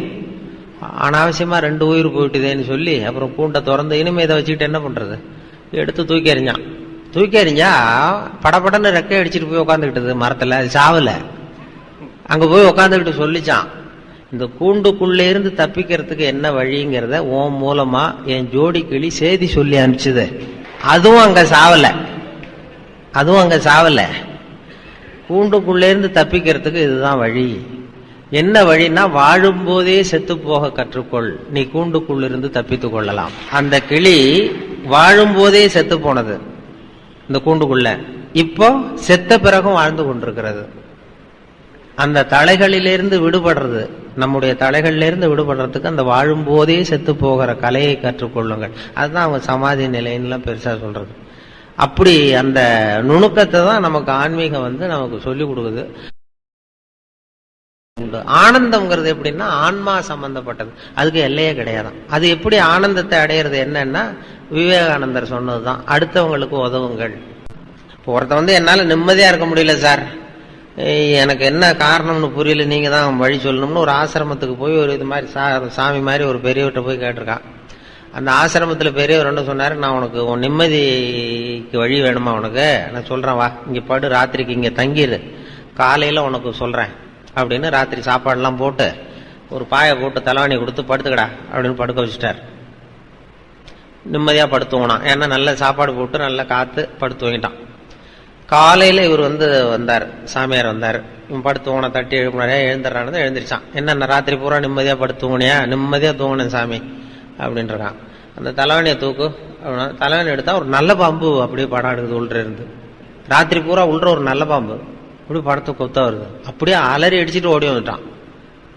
அப்ப இவர் இந்த சாமியார் சிரிச்சுட்டே சொன்னாராம், ராத்திரி பூரா அந்த நல்ல பாம்பு உன் தலைவனுக்கு அடியில் தான் இருந்தது, நான் தான் கொண்டாந்து வச்சேன். ராத்திரிக்கு பூரா உன் தலைக்கு அடியிலேயே ஒரு நல்ல பாம்பை வச்சுக்கிட்டு உன்னால எப்படி நிம்மதியா இருக்க முடிஞ்சது அப்படின்னு கேட்டிருக்காரு. நிம்மதியா தூங்கினேங்கிற, ஆனா உன் தலைக்கு ஒரு அடி பக்கத்திலேயே நல்ல பாம்பு இருக்கு, எப்படி நிம்மதி உனக்கு கிடைச்சது? அது இருந்தது எனக்கு தெரியாது, என் மனசு அதுல இருந்து விலகி இருந்தது, அதனால நிம்மதியா இருந்தேன் அப்படின்றான். அப்பதான் அவர் சொன்னார், உன்னுடைய மனது எதுல இருந்து விலகி இருக்கிறதோ அதுல இருந்து உனக்கு நிம்மதி கிடைக்கும். அதனால் அந்த மனதை விலகி இருக்கிற கலையை கற்றுக்கொள். அது இருக்குன்னு தெரிஞ்சிருந்ததுன்னா உன்னால தூங்கிருக்க முடியாது. பாம்பு இருக்குன்னு சொல்லியிருந்தேன்னா ஒரு வார்த்தை நீ தூங்கிருக்க மாட்டேன். அந்த நுணுக்கத்தை கற்றுக்கொள் அப்படின்னு சொல்லி அவர் சொல்லுவாங்க. அப்படிதான் அந்த நமக்கு முன்னோர் சகிப்புத்தன்மைங்கிறதும் ஒரு பெரிய விஷயம். டாலரன்ஸ், இன்டர்நேஷனல் இயர் ஆஃப் டாலரன்ஸ்னு கொண்டாடினாங்க 1995 வருஷத்தை. சர்வதேச சகிப்புத்தன்மை ஆண்டு. அப்போ ரேடியோவில் ஒரு கதை சொன்னோம் அந்த சகிப்புத்தன்மை பற்றி. அது என்னன்னா அந்த டாக்டர் கதை. அந்த டாக்டர் ஒருத்தர் ரூமில் உட்காந்துருக்காரு. ஒரு டாக்டர் ரொம்ப பிஸி டாக்டர். வெளியில் வரிசையாக பெஞ்சு போட்டிருக்கு. 40 பேர் உட்காந்துருக்கிறான் டாக்டரை பார்க்கறதுக்கு கியூவில். 40 பேரும் சட்டையை கட்டி சுருட்டி வச்சிருக்கான். 40 பேர் வாயிலையும் 40 தெர்மாமீட்டர் இருக்கு. எல்லாம் ஒரே வியாதிக்காக வந்திருப்பான். தெர்மாமீட்டரோட உட்காந்துருக்கான் 40 பேர். அதே தெருவில் ஒருத்தன் காலண்டர் மாட்டுறதுக்கு ஆணி அடிச்சிருக்கான். விரல் நசுக்கி போச்சு. சரி நம்ம தெரு தானே சிஸ்டர் இதில் ஏதாவது வச்சு விடுங்கன்னா நீ 41வது ஆளா உட்காரு அப்படின்னு இருக்கு அந்த நர்ஸு. சரின்னு உட்காந்துருக்கான். சட்டையை கட்டுன்னு இருக்கு. இல்லைடா இங்கே விரல் தான் சிஸ்டர். இங்கே பாரு எல்லாரையும் பார் எல்லாம் சட்டையை கட்டி வச்சிருக்கான். சரி நமக்கு என்னன்னு சட்டையை கட்டி சுருட்டி பந்து மாதிரி வச்சான். வாயை தோற அப்படின்னு திறந்தான். ஒரு தெர்மாமீட்டர் வச்சுட்டு ஓடி போச்சு. இவன் வாயில தெர்மாமீட்டர் வச்சுக்கிட்டு யோசிக்கிறான், இது எதுக்கு தெர்மாமீட்டர் வச்சாங்க, விரல் தானே நசுக்கிருக்கிறோம், எதுக்குன்னு போனா வாயை திறக்க முடியல. சரி பக்கத்துல இருக்கிறவனை கேட்கலாம்னா அவனும் ஏதோ பேசுறதுக்கு தயாரா இருக்கான். 40 பேரும் ஏதோ 40 பேசுறதுக்கு ரெடியா இருக்கான். கண்ணு செவந்திருக்கு, பலூன் மாதிரி உப்பி இருக்கு. எல்லாம் தெர்மாமீட்டர் வச்சுட்டு அவன் பாட்டு சகிச்சுட்டு உட்காந்துருக்கான். அவனும் ஏதோ பேசுறதுக்கு ரெடியா இருக்கான். இது என்னடா பண்றதுன்னா ஒரு 10 நிமிஷம் சகிச்சுட்டு இருந்தாங்க. அப்புறம் அந்த நர்ஸ் ஓடி வந்து எல்லா தெர்மாமீட்டரையும் எடுத்துக்கிட்டு அவங்க டெம்பரேச்சர் இதெல்லாம் குறிச்சிக்கிட்டு டாக்டர் ரூமுக்கு ஓடி போச்சு ரெஜிஸ்டர் எடுத்துட்டு. அப்புறம் இவன் ஆரம்பிச்சான். இந்த 41வது ஆள் விரல் நசுக்கிட்டானே, உலகம் ரொம்ப கெட்டு போச்சுப்பா, எதுக்கு தெர்மாமீட்டர் வச்சு பாக்குறதுன்னு ஒரு விவசாயம் எல்லாம் போச்சு. நான் விரல் நசுக்கிட்டு வந்தா இதுக்கு போய் தெர்மாமீட்டர் வச்சு பாக்குறாங்க, இது உண்டு இல்லைன்னு பாத்துற போறான், நான் விட போறது இல்லை இது ஒண்ணு கத்துறான். அப்ப இந்த 40வது ஆளை அட்வைஸ் பண்றான். இதுக்கு முந்தின நாள் இந்த பாருப்பா, இது சர்வதேச சகிப்புத்தன்மை ஆண்டு. சகிப்புத்தன்மைங்கிறது மனுஷனுக்கு வேண்டிய ஒரு முக்கியமான பண்பு, ஆன்மீகத்துல ரொம்ப அவசியம். சகிப்புத்தன்மையை நாம இது மாதிரி இடத்துல தான் வளர்த்துக்கணும். இதுக்கு நீ அவசரப்பட்டு இப்படி அசட்டுத்தனமா துள்ளாத, கொஞ்ச நேரம் மரியாதையா வாழை சுட்டிட்டு உட்கார் அப்படின்றான் அவன். அப்படி சொன்னதும் இவனுக்கு இன்னும் கோவம் வந்துட்டுது. இவ்வளவு புத்தி சொல்றடா எனக்கு, நீ எதுக்குடா வந்த அப்படின்னு கேட்டுறான். நான் தபால் கொடுக்க வந்தவையா, நான் தினம் இப்படி வருவேன், சட்டையை கட்ட சொல்லுவாங்க, கட்டி வைப்பேன், தெர்மாமீட்டர் வச்சு பார்ப்பாங்க, பார்த்தா நான் பாட்டு கொடுத்துட்டு மறுபடியும் சட்டையை போட்டுட்டு லெட்டரை கொடுத்துட்டு போறேன், பெண்ணை கட்டு போய் எல்லாரும் சகிப்புத்தன்மை வளர்த்துங்கப்பா அப்படின்னு சொல்லிட்டு போனான். இதெல்லாம் நமக்கு ஆன்மீகத்துக்கு தேவை. சினம் தவிர்த்தல், சகிப்புத்தன்மை, இதையெல்லாம் வளர்த்துக்கணும். வளர்த்துக்கிட்டாதான் நம்ம இது பண்ணலாம். இல்லைன்னா இன்னும் அந்த கொஞ்ச நேரத்தில் உங்க சகிப்புத்தன்மைக்கும் அந்த எல்லாம் வந்துட்டு, அதான் 8:25 அவர் சொன்ன அது மாதிரி. அதனால அது மாதிரி இல்லைன்னா அந்த வழக்கமா ஒரு கதை சொல்லுவாங்க. ஒரு பேசிக்கிட்டே இருக்கும் பொழுது ஒருத்தர் முதல் வரிசையில் இருந்தவர் என்னமோ மெதுவா ஒரு சிப்பேக்கை திறந்து எடுத்தா ரிவால்வரான். பேசணும், ஐயோ நிறுத்திட்டு, ஏன் சார் துப்பாக்கிலாம் காட்டி பயமுறுத்துறீங்க, போதும்னா நிறுத்திட்டு போறேன் அப்படின்னு. அப்பா அவர் சொன்னா, ஐயோ நிறுத்தாதீங்க சார், நீங்க பாட்டுக்கு பேசுங்க சார், இது உங்களை சுடுறதுக்கு இல்லை சார், உங்களை இங்க அழைச்சிட்டு வந்தவரை சுடுறதுக்கு. அப்படின்னா என்ன அழைச்சிட்டு வந்தவர் டாக்டர் இதை பக்கத்துல தான் இருக்கார், அவருடைய பாதுகாப்பு ரொம்ப முக்கியம். எது ரொம்பவும் கஷ்டமான காரியம் அப்படின்னு கேட்டார் ஒருத்தர். ஒருத்தருக்கு ஒருத்தர் சண்டை போடாமல் இருக்கிறது தான் ரொம்ப கஷ்டமான காரியம் அப்படின்னு தோணுது. ஒரு நாட்டுக்கும் இன்னொரு நாட்டுக்கும் சண்டை, நாட்டுக்குள்ளேயே ஒரு குரூப்புக்கும் இன்னொரு குரூப்புக்கும் சண்டை. ஏன் சண்டை போட்டுக்கிறீங்கன்னு கேட்டு பாருங்கள். நாங்கள் சமாதானத்துக்காக தான் சண்டை போட்டுக்கிறோம் அப்படிம்பாங்க. வாழறதுக்காக பிறந்த மனுஷன் லட்சியத்துக்காக உயிரை விட தயார் அப்படின்னு சொல்லிகிட்டு இருப்பான். அப்படி உயிரை விடுறவங்கள நாமளும் பாராட்டுவோம். ஆனால் ஒன்றுமில்லாத விஷயங்களுக்கெல்லாம் சண்டை போடுறவங்களெல்லாம், அப்படிப்பட்டவங்களையும் சரி உயிரை விடுறவங்களையும் சரி என்னென்னு சொல்கிறது, யுத்தங்களாலேயும் சண்டைகளாலேயும் நாம் அடையிறது என்னங்கிறது ஒரு பக்கம் இருக்கட்டும், இழக்கிறது என்ன தெரியுமா, ஏராளமான உயிர்கள். ரத்தம் சிந்துறதுக்கு நான் தயார் அப்படின்னு மார்தட்டி சொல்லலாம். ஆனால் ரத்தம் சிந்தினா உயிர் காத்துக்கிட்டு இருக்க தயார் இல்லை. அதாவது உயிர் நமக்காக காத்துக்கிட்டு இருக்க தயார் இல்லை. இழக்கிற ரத்தத்தை ஈடுகட்டினா தான் உயிரை காப்பாற்ற முடியும். அதனால் இது சம்மந்தமாக ஆராய்ச்சி செய்கிற கட்டாயம் ஏற்பட்டு போச்சு. அதோட விளைவாக புதுசாக ஒன்றை கண்டுபிடிச்சிருக்கிறாங்க. அதுதான் செயற்கை ரத்தப்பொடி. இப்போ இந்த திடீர் சாம்பார் பொடி, திடீர் ரசப்பொடி, திடீர் காப்பி பொடி இப்படிலாம் சொல்கிறோம்ல, அது மாதிரி இது திடீர் ரத்தப்பொடி. இஸ்ரேல் ஒரு சின்ன நாடு, மக்கள் தொகை குறைச்சல், அதோட போர்கள் வேறு. அதனால் காயம்பட்டவங்களை காப்பாற்றியே தீர வேண்டிய கட்டாயம். காப்பாற்றணும்னா ரத்த இழப்பை தடுக்கணும். அப்படின்னா உடனடியாக புது ரத்தம் செலுத்தி ஆகணும். திடீர்னு ரத்தம் வேணும்னா எங்கே போகிறது? அதுவும் கிடைக்கிற ரத்தம் சேர்கிற குரூப்பாக இருக்கணும். ஒரு வேடிக்கை பார்த்தீங்களா, நான் வேறு குரூப்பு நீ வேறு குரூப்புன்னு இவன் சண்டை போடுறான். இதில் அடிபட்டவனுக்கு ரத்தம் கொடுக்க போனால் அதுலேயும் அது வேறு வேறு குரூப்பாக இருக்குது. அது ரத்தமும் வேறு வேறு குரூப்புன்னு சொல்லிகிட்டு இருக்குது. எந்த குரூப்பு ரத்தம் வேணும், அது உடனடியாக கிடைக்கலன்னா என்ன பண்ணுறது? இப்படிப்பட்ட கஷ்டம்லாம் நமக்கு வந்துடுது. இதுக்காக தான் விஞ்ஞானிகள் இந்த ரத்த பொடியை கண்டுபிடிச்சிருக்கிறாங்க. அதாவது ஒரு ஆள் அடிபட்டு போட்டான்னு வச்சுங்களேன், அவனுக்கு ரத்தம் கிடைக்கல, உடனே என்ன பண்ணலாம்? இந்த சுத்தப்படுத்தப்பட்ட தண்ணீரை கொஞ்சம் எடுத்துக்க வேண்டியது, அதில் இந்த ரத்த பொடியை கரைக்க வேண்டியது. இப்போ இந்த செயற்கை ரத்தம் வந்து தயாராகிட்டுது. இதை அந்த ஆள் உடம்புல ஏற்றி விட்ற வேண்டியது. இயற்கையாக நம்ம உடம்பில் இருக்கிற ரத்தம் என்னென்ன வேலை செய்யுதோ அதே வேலையை இதுவும் செய்யும். அதாவது ஆக்சிஜனை உடம்புல எல்லா இடத்துக்கும் எடுத்துகிட்டு போகுது. அந்த வேலையை இந்த செயற்கை ரத்தமும் செஞ்சுருது. ஆனால் ஒரு விஷயம், இந்த செயற்கை ரத்தம் ஒரு அவசரத்துக்கு தான் உபயோகப்படுத்தலாம், ஒரு முதல் உதவி மாதிரி. அதை அப்படியே நிரந்தரமாக விட்டுற முடியாது. பின்னாடி வந்து தேவையான குரூப்பு உண்மையான ரத்தம் கிடைச்ச உடனே அதை செலுத்திக்கணும். உண்மையான ரத்தத்தை 20லேருந்து 40 நாள் வரைக்கும் தான் பாதுகாக்க முடியும். அதுவும் குளிர்பதன பெட்டியில். அதுக்குள்ளே உபயோகப்படுத்தலைன்னா அது வீணாக போயிடும். இந்த ரத்த பொடி அப்படி இல்லை, எவ்வளோ நாள் வேணும்னாலும் அப்படியே வச்சுருக்கலாம், குளிர்பதன பெட்டியும் தேவையில்லை. ஆனால் ஒன்று, இது தண்ணியில் கலந்து செயற்கை ரத்தமாக ஆக்கிவிட்டா அதோட வலு 72 மணி நேரம் தான், அதாவது 3 நாள்.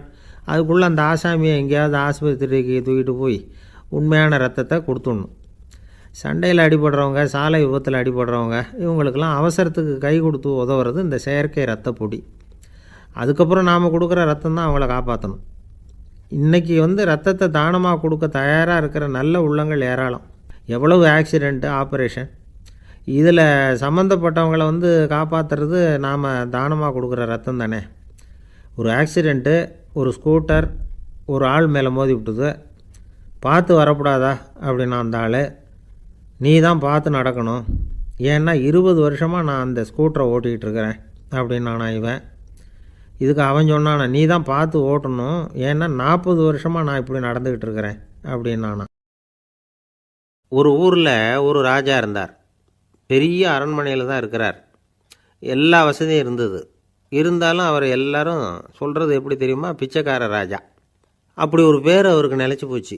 ஜனங்களும் சரி, மற்ற தேசங்களில் உள்ளவங்களும் சரி, அவர் அந்த பேர் சொல்லியே குறிப்பிடுறது வழக்கமாக போட்டுது. இது அவருக்கு ரொம்ப கவலையாக போச்சு. என்ன இது, நம்மளை தேடி வர்றவங்களுக்கெல்லாம் நாம் சோறு போடுறோம், நம்ம புகழ்ந்து பாடல் ஏற்றி கொண்டு வர்ற புலவர்களுக்கெல்லாம் அவங்க எப்படி வந்தாலும் ஒருவேளை சோறு போடணுங்கிறது உத்தரவு. இவ்வளவுலாம் செஞ்சும் நம்மளை போய் பிச்சைக்கார ராஜான்னு எல்லாரும் சொல்கிறாங்களே, அது ஏன், எதுக்காக இப்படி சொல்கிறாங்க? இதுதான் ராஜாவுக்கு குழப்பம். சரி, இதை பற்றி நம்ம அமைச்சர்கள்கிட்ட கேட்கலாமா அப்படின்னு யோசனை பண்ணார். இந்த விஷயத்தை போய் அவங்கக்கிட்ட எப்படி கேட்குறதுன்னு அவருக்கு தயக்கமாக இருந்தது. கௌரவ குறைச்சலாக தெரிஞ்சுது அவருக்கு. சரி, சாதாரண குடிமக்கள்கிட்ட இதை பற்றி கேட்கலாமா அப்படின்னு யோசனை பண்ணார். கேட்கலாம், ஆனால் அவங்க யாரும் ராஜா முன்னாடி வந்து நின்று தைரியமாக பேசக்கூடிய அளவுக்கு இல்லை. ராஜாவோட குழப்பம் நாளுக்கு நாள் அதிகமாக போச்சு. கடைசியாக அவர் ஒரு முடிவுக்கு வந்தார். அதாவது இதை பற்றி ஒரு பிச்சைக்காரங்கிட்டே கேட்டு பார்த்துட்டா என்ன.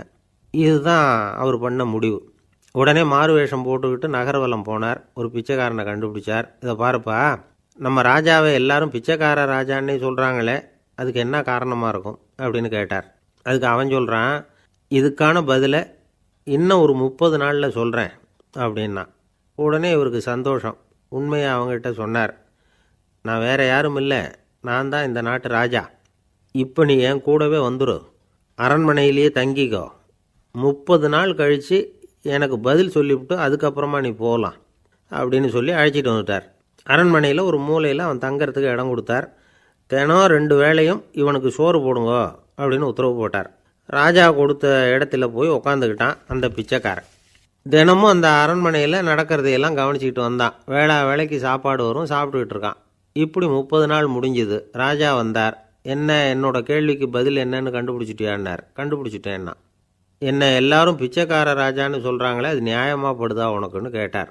நியாயமாக தான் படுது, சந்தேகம் இல்லாமல் நீங்கள் பிச்சைக்கார ராஜா தான். என்ன தான் நீங்கள் வசதியோடவும் படைபலத்தோடவும் இருந்தால் கூட நீங்கள் வந்து எங்கள் வர்க்கத்தை சேர்ந்த ஆசாமி தான் அப்படின்னு அடித்து சொல்லிவிட்டான் அந்த ஆள். என்னால் அப்படி சொல்கிறேன்னு கேட்டார் இவர். அரசே, ஒரு உண்மையை கண்டுபிடிச்சி சொல்கிறதா நான் உங்ககிட்ட சொன்னேன். நீங்கள் ராஜ பரம்பரைன்னா உடனே உங்கள் கழுத்தில் கிடக்கிற முத்து மாலையை கழட்டி பரிசாக கொடுத்துருப்பீங்க, பொன்னையும் மணியையும் கொடுத்துருப்பீங்க. ஆனால் நீங்கள் அப்படி செய்யலை. என்னை ஒரு மூலையில் உட்கார வச்சு 2 வேளை சோறு போட சொன்னீங்க. உங்களை தேடி யார் வந்தாலும், யார் வந்து பாராட்டி பேசினாலும் அல்லது பிரச்சனைகளை சொன்னாலும் நீங்கள் செய்கிற ஒரே காரியம் சோறு போடுறது தான். பிச்சைக்காரனுக்கு சோறு மட்டும்தான் உலகம். உங்கள் விஷயத்துலேயும் நீங்கள் அப்படி தான் நினைக்கிறதாக தெரியுது. நல்லா கவனிங்க. எந்த ஒரு பிரச்சனைக்கும் சோறு தான் முடிவுன்னு நினைக்கிறீங்க பாருங்கள். நீங்கள் சந்தேகமில்லாத எங்களை சேர்ந்த ஆள் தான் அப்படின்னுட்டான் அந்த பிச்சைக்காரன். அதுக்கப்புறம் தான் அந்த ராஜா தன்னுடைய தவறுகளையெல்லாம் திருத்திக்கிட்டாராம். பசின்னு வர்றவங்களுக்கு சோறு தான் போடணும், அது தப்பு இல்லை. பாராட்ட வர்றவங்களுக்கெல்லாம் சோத்தையே போட்டு அனுப்புனா இப்படி தான் பேர் வரும். எனக்கு தெரிஞ்ச ஒருத்தர் தினமும் யாராவது ஒருத்தரை தன் வீட்டுக்கு அழைச்சிட்டு போவார், சாப்பாடு போட்டு அனுப்புவார். முன்னறிவிப்பு இல்லாமல் திடீர்னு ஒரு விருந்தாளியோட வீட்டில் போய் இவர் நிற்கிறது வழக்கம். அந்த அம்மாவும் இவருக்காக தயார் பண்ணி வச்சுருந்ததை இவர் அழைச்சிட்டு வந்திருக்கிற விருந்தாளிக்கு போட்டுருவாங்க. விருந்தாளி சாப்பிட்டுட்டு போனதுக்கப்புறம் இவர் மனைவிகிட்ட உனக்கு சிரமம் வேணாம் அப்படின்னு சொல்லிவிட்டு பக்கத்தில் உள்ள ஒரு ஹோட்டலுக்கு போய் காசு கொடுத்து சாப்பிட்டுட்டு வந்துடுவார். பல நாள் இப்படி நடக்கும். ஒரு நாள் அவரை தனியாக கூப்பிட்டுக்கிட்டு போய் ஏன் இப்படி பண்ணுறீங்கன்னு கேட்டோம். அதுக்கு அவர் சொல்கிறாரு, எங்கள் வீட்டு சாப்பாட்டிலேருந்து தப்பிக்கிறதுக்கு எனக்கு வேறு வழி எதுவும் தெரியல சார், அதனால தான் இப்படி பண்ணிகிட்ருக்கிறேன் அப்படின்னார் ரொம்ப பரிதாபமாக. ஒருத்தன் எப்படி நடந்துக்கிறாங்கிறத வச்சு தான் அந்த ஆள் எப்படிங்கிறத நாம் முடிவு பண்ணுறோம். ஆளுமைன்னு சொல்கிறோம்ல, அதுக்கு சூழ்நிலைகளை ஆளுகின்ற தன்மை அப்படின்னு விளக்கம் கொடுக்குறார் ஒரு உளவியல் நிபுணர். சரி, ஒரு மனிதனுடைய ஆளுமையை உருவாக்குகிற விஷயங்கள் என்னென்ன? பிறப்பு, வளர்க்கப்பட்ட விதம், படிப்பு, நண்பர்கள், சமுதாயம், இப்படி நிறைய உண்டு. ஆளுமையின் அடிப்படையில் சில மனநோய்கள் உண்டாகுது. அதெல்லாம் என்னென்னங்கிறத தெரிஞ்சு வச்சுக்கிட்டோம்னா நம்ம கூட இருக்கிறவங்கள அடையாளம் கண்டுபிடிக்கிறதுக்கு அது ரொம்ப உபயோகமாக இருக்கும். ஃப்ரெனாய்டு ஆளுமை அப்படின்னு ஒன்று. இந்த கோளாறு உள்ளவங்க எப்படி இருப்பாங்க தெரியுமா? அதிக உணர்ச்சி, சந்தேகம், பொறாமை இதெல்லாம் அதிகமாக இருக்கும். வளைஞ்சு கொடுக்க மாட்டாங்க. அடுத்தவங்களோட இணக்கமான உறவு இருக்காது. அவங்க செய்கிற தப்புக்கெல்லாம் அடுத்தவங்களை குறை சொல்லிகிட்டு இருப்பாங்க. இது ஒரு ரகம். அடுத்தது ஸ்கிசாய்டு ஆளுமை அப்படின்னு சொல்கிறாங்க. இந்த கோளாறு உள்ளவங்க அடுத்தவங்களோட பழக கூச்சப்படுவாங்க. சின்ன வயசுலேயே இது ஆரம்பமாயிடுது. பகல் கனவுலேயே சஞ்சரிப்பாங்க. அவங்களுடைய விரோதம், கோபம் இதை கூட வெளியில் காட்டிக்க முடியாமல் இருப்பாங்க. இவங்களுக்கு அகமுகம், பிரச்சனைகள்லேருந்து ஒதுங்கி எதுலேயும் ஈடுபாடு இல்லாதவங்களாக இருப்பாங்க. இப்படி ஒரு ரகம். அடுத்தது சைக்ளோதமிக் ஆளுமை அப்படின்னு சொல்கிறாங்க. அது என்னென்னா, உணர்ச்சிகளில் ஏற்றத்தாழ்வு அதிகமாக இருக்குமா. சில சமயம் பார்த்தா மகிழ்ச்சியாக இருப்பாங்க, சில சமயம் சோகமாக உட்காந்துருப்பாங்க. அவங்க மனநிலைக்கு தகுந்த மாதிரி சமூக நிகழ்ச்சிகளில் பங்கெடுத்துக்குவாங்க. இன்னொரு வகை என்னென்னா எண்ணப்பீடிகை ஆளுமை அப்படின்னு பேர் வச்சுருக்கிறாங்க. அதுக்கு இவங்களுக்கெல்லாம் கரெக்டாக இருக்கணும், எல்லாம் சட்டத்திட்டம் எதுலேயும் ஒரு ஒழுங்குமுறை, இப்படி எதிர்பார்க்குற மனோபாவம். இவங்க எதிர்பார்ப்புக்கும் வரன்முறைக்கும் மற்றவங்க கட்டுப்படணும்னு நினைப்பாங்க. இந்த நிலைமை நீடித்தா என்ன ஆகும் தெரியுமா? அலைக்கழிக்கிற எண்ணங்கள் திரும்ப திரும்ப ஒரே செயலை செய்ய தூண்டுற மன தளர்ச்சிக்கு ஆளாயிடுறாங்க. அடுத்தது ஹிஸ்டீரியா ஆளுமை. சின்ன விஷயத்தையெல்லாம் பெருசுப்படுத்தி நாடகமாக்குற நடிகர்கள் இவங்க. உணர்ச்சி அதிகம் உள்ளவங்க. இவங்க மன எழுச்சியில் பக்குவமின்மை, குழந்தைத்தனம், முதிர்ச்சியின்மை எல்லாம் இருக்கும். தன்னலம் மிக்க குணம். பிறர் தன்னை மட்டுமே கவனிக்கணும்னு நினச்சி செயல்படுறது, இதெல்லாம் இவங்க அடையாளம். அடுத்த ரகம் எப்படின்னா வளர்ச்சியற்ற ஆளுமைன்னு சொல்கிறாங்க. அடுத்தவங்களோட இணங்கி போக முடியாதவங்க. அறிவு, மன எழுச்சி, சமூக உறவு இதில் எல்லாம் போதுமான வளர்ச்சியையும் நிறைவையும் பெற முடியாதவங்க. இவங்களால் வாழ்க்கையில் முன்னேற முடியாது. பிச்சைக்காரங்க, குற்றவாளிகள், இவங்ககிட்டெல்லாம் இது மாதிரியான ஆளுமை அதிகமாக இருக்குமா. அடுத்தது என்னென்னா சோறு உடைய ஆளுமை. எதுலேயும் உற்சாகம் இல்லாமல் சோர்ந்து போயிருப்பாங்க. அதுக்கெல்லாம் நமக்கு வலிமை இல்லைப்பா அப்படின்னு சொல்லிகிட்டு இருப்பாங்க. சின்ன விஷயங்களுக்கெல்லாம் அதிர்ச்சி அடையிறது. வாழ்வின் சுவையை அனுபவிக்க முடியாதவங்க. இன்னொரு ரகம் இது கொதித்தெழும் ஆளுமைங்கிறாங்க. எதுக்கு எடுத்தாலும் ஆத்திரம், குரோதம், வன் செயல் இதிலெல்லாம் ஈடுபாடு, இப்படி உள்ளவங்க. நத்தை வகை ஆளுமை அப்படின்னு ஒன்று. அடுத்தவங்க மேலே விரோதம் இருக்கும், அடிக்கணுங்கிற எண்ணம் இருக்கும்.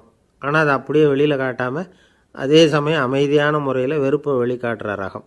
இவங்கெல்லாம் பேசாமல் கம்முன்னு இருந்துக்கிட்டே நினச்சதை நிறைவேற்றிக்கிடுவாங்க. முன்ஜாக்கிரதை ஆளுமை அப்படின்னு ஒரு ரகமாக. பாதுகாப்பின்மை, சந்தேகம், முழுமையின்மை, அறவேக்காட்டுத்தனம் இந்த மனப்போக்கு அதிகமாக இருக்கிறதுனால அகம்பாவம், புடிவாதம், எச்சரிக்கை எல்லாம் அளவுக்கு மீறி இருக்கும்.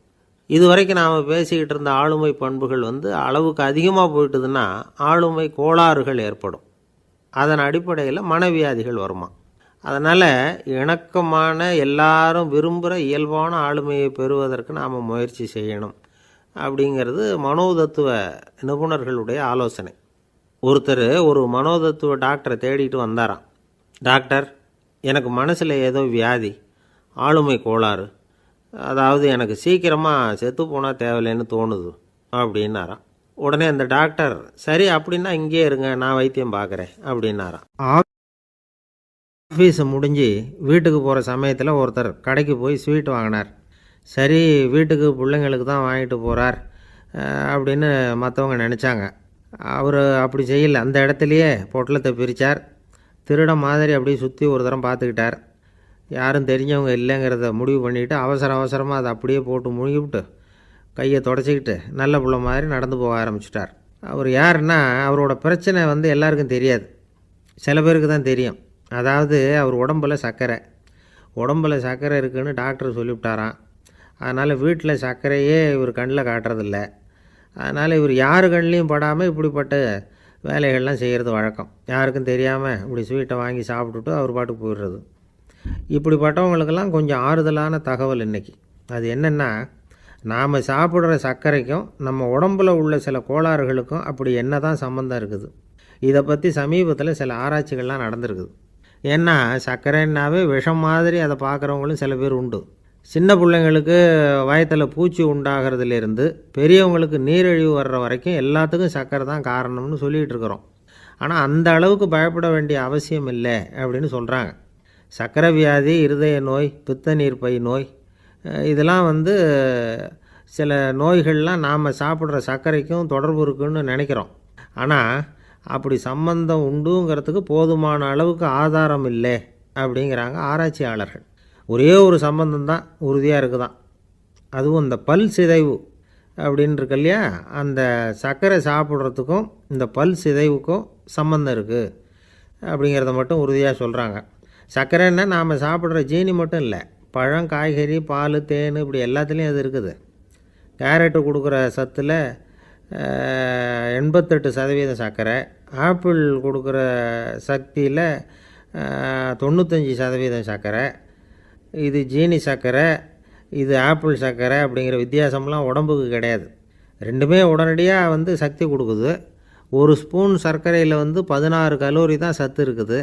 அதிகமாக சர்க்கரை சாப்பிட்டா நீரிழிவு வந்துருங்கிறது தப்பான ஒரு அபிப்பிராயம். டயபெட்டிஸுங்கிறது ஒரு மெட்டபாலிக் டிசார்டர், அவ்வளவுதான். அதாவது நாம் சாப்பிட்ற சர்க்கரையை நம்ம உடம்பு திறமையாக உபயோகப்படுத்திக்க முடியல அப்படின்னு அர்த்தம். அதனால தான் அதிகமாக இனிப்பு வேணாம்னு சொல்கிறோம். ஏற்கனவே உடம்பால் முடியாத ஒன்றை மறுபடியும் அது தலையில் சுமத்தி அதிகமாக வேலை வாங்க வேணாமே அப்படிங்கிறதுக்காக தான்.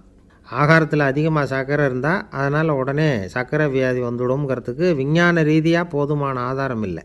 அதனால் எப்போவாவது அதிகமாக ஸ்வீட்டு சாப்பிட்டுட்டா, ஐயோ அதிகமாக சாப்பிட்டோமோ, என்ன பண்ண போகுது தெரியலையே அப்படின்னு நினச்சி மனசை போட்டு குழப்பிக்க வேண்டியதில்லை. பொதுவாக எதுவுமே அதிகமாக வேண்டாம், எல்லாம் சீராக இருந்தால் போதும்.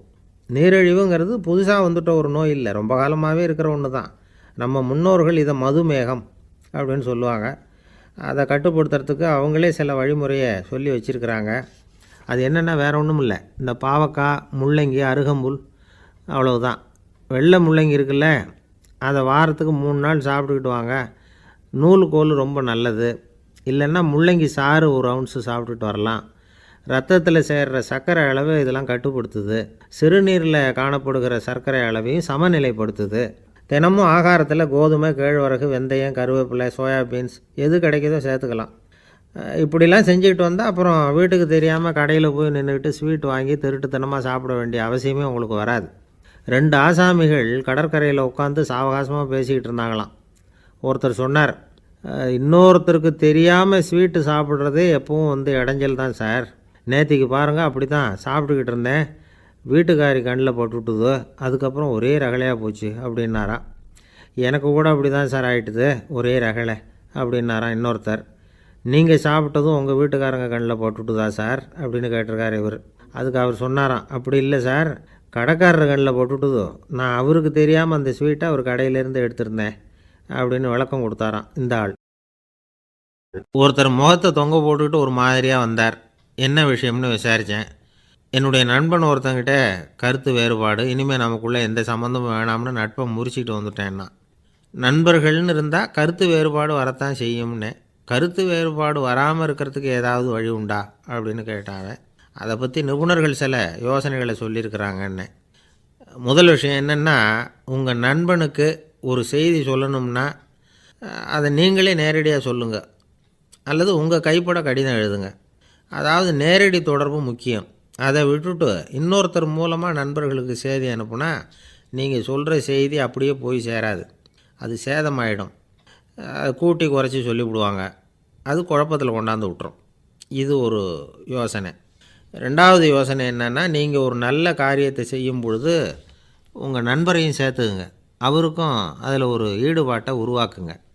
மூணாவது யோசனை, நம்ம பக்கத்தில் இருக்கிற நண்பர் மகிழ்ச்சி அடைகிற மாதிரி ஏதாவது செய்யணும். சின்ன சின்ன செயல்களாக இருந்தாலும் பரவாயில்ல, அவர் நமக்கு எதுவும் செய்யலையே, நாம் எதுக்கு செய்யணும் அப்படின்னு நினச்சிக்கிட்டு இருக்கக்கூடாது.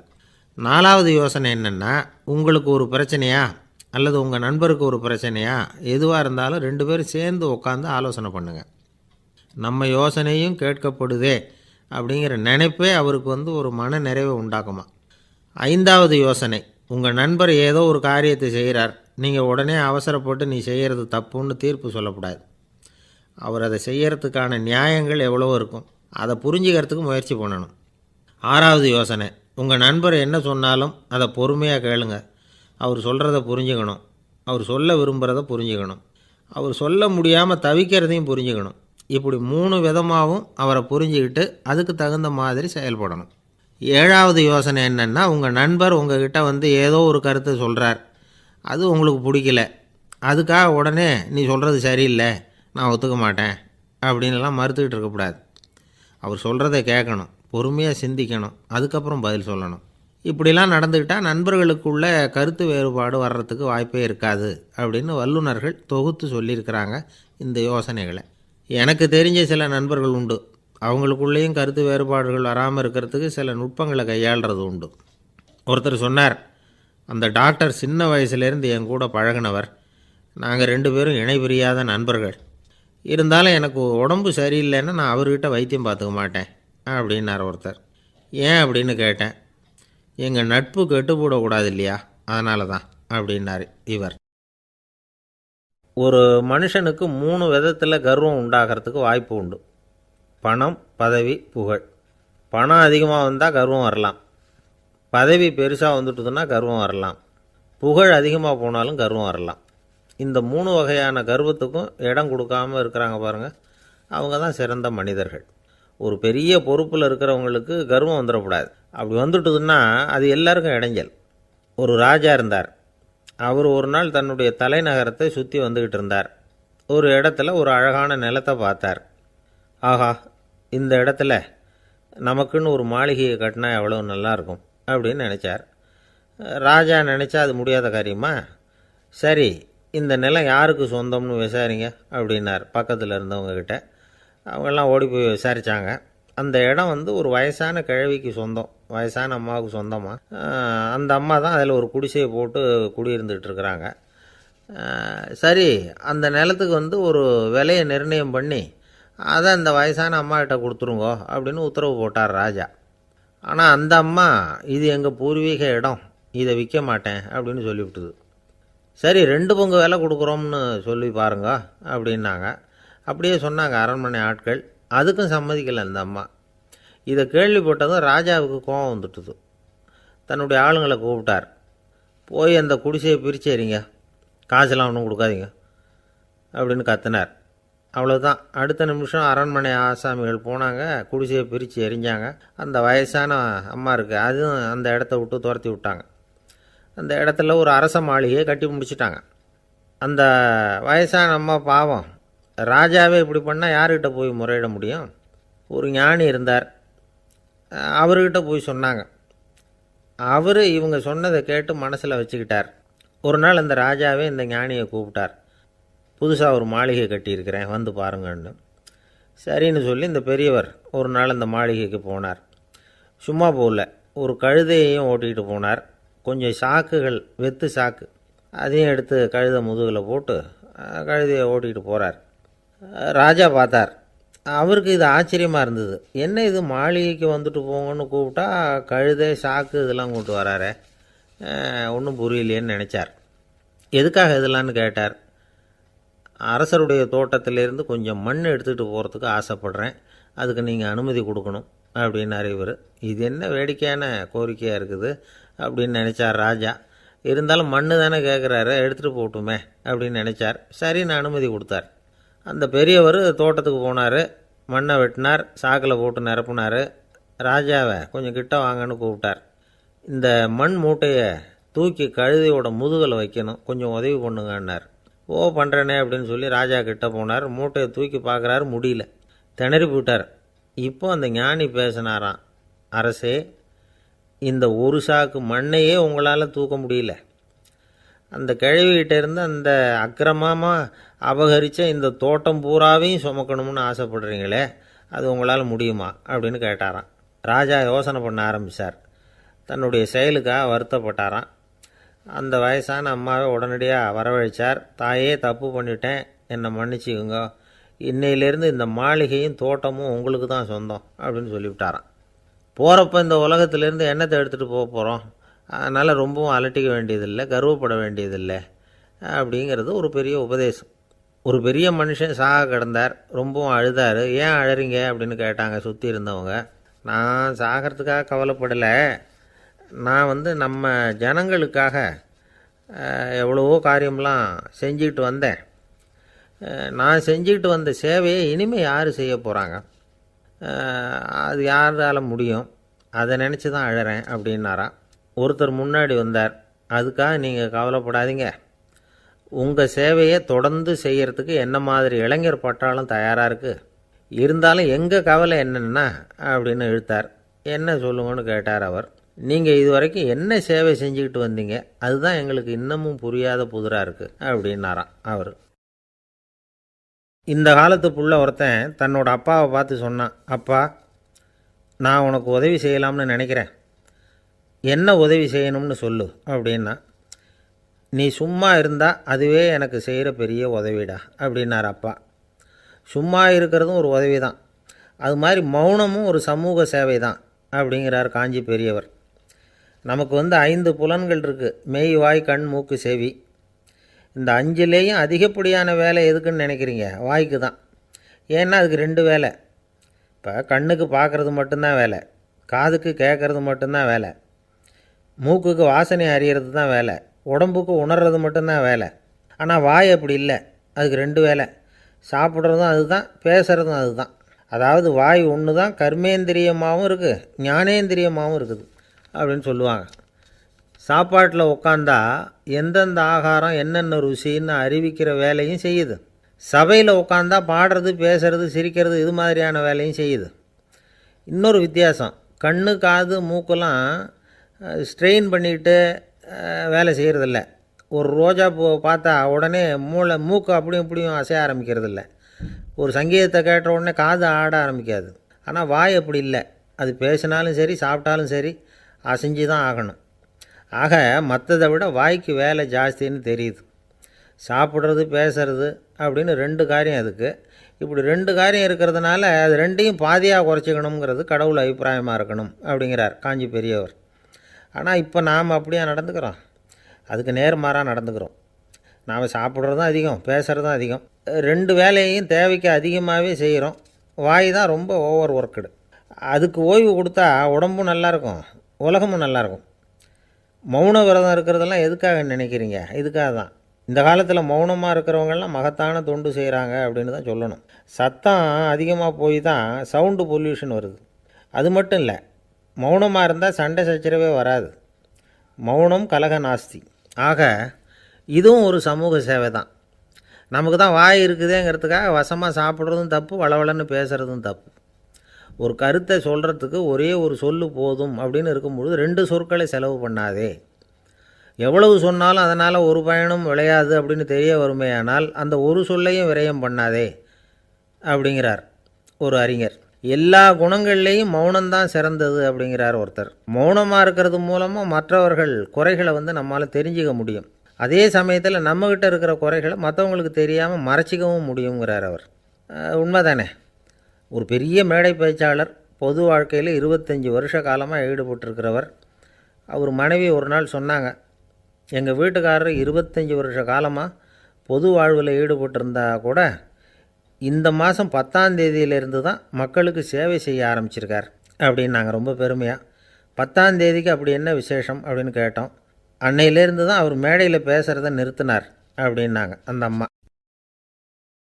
ஒரு நண்பர் அவசரமாக என்கிட்ட ஓடி வந்தார். அப்புறம் சொன்னார், என்னால் நம்பவே முடியல சார், என் பையனா அப்படி அப்படின்னு சொல்லி ஆச்சரியப்பட்டார். உங்கள் பையன் அப்படி என்ன தான் செஞ்சுட்டான் அப்படின்னு கேட்டேன். என்னால் முடியாத ஒரு காரியத்தை அவன் செஞ்சுட்டான் சார் அப்படின்னார்.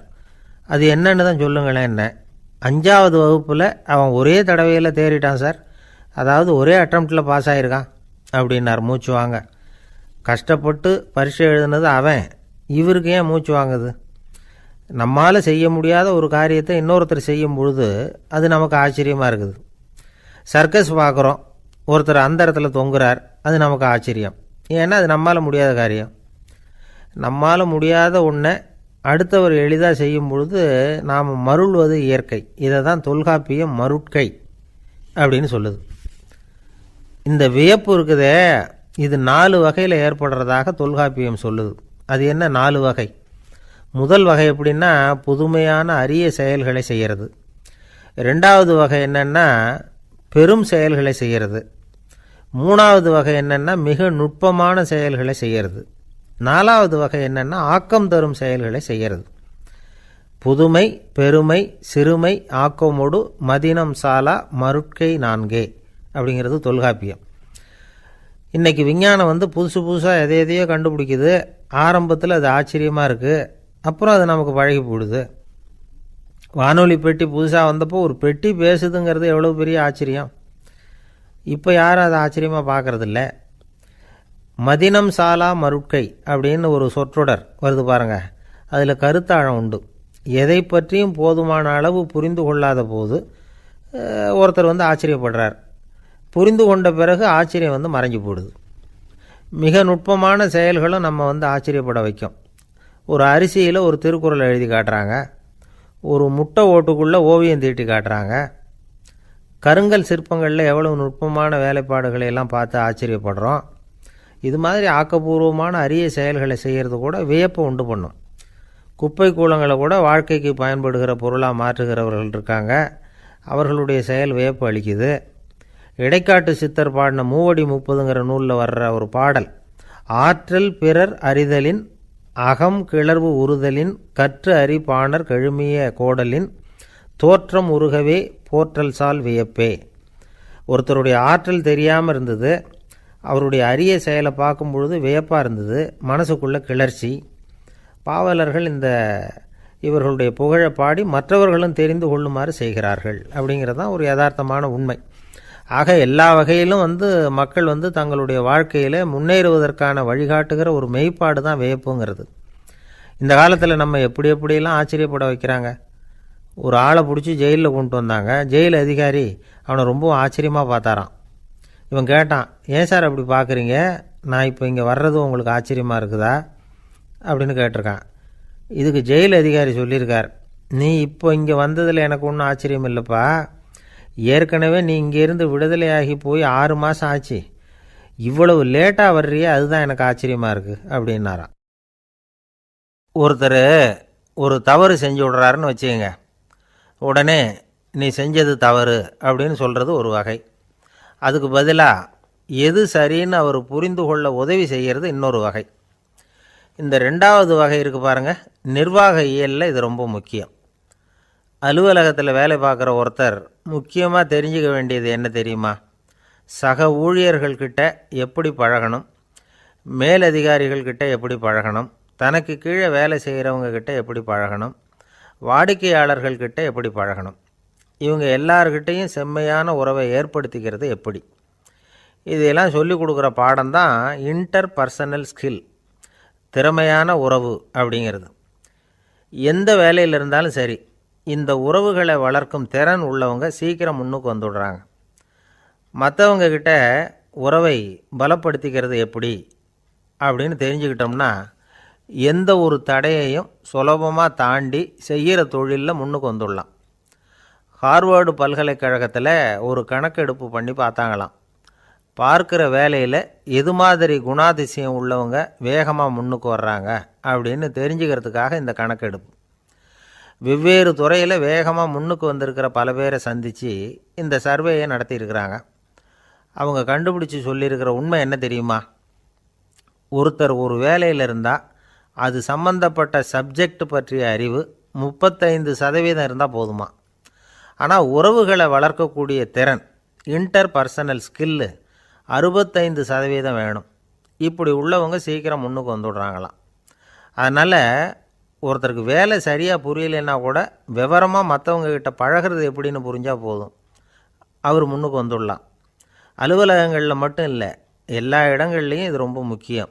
வீட்டுக்குள்ளேயும் இது ரொம்ப முக்கியம், வீட்டுக்கு வெளியேயும் இது முக்கியம். அடுத்தவங்கக்கிட்ட பழகிறது எப்படிங்கிறத தெரிஞ்சிக்காதவன் வாழ்க்கையில் முன்னேற முடியாது.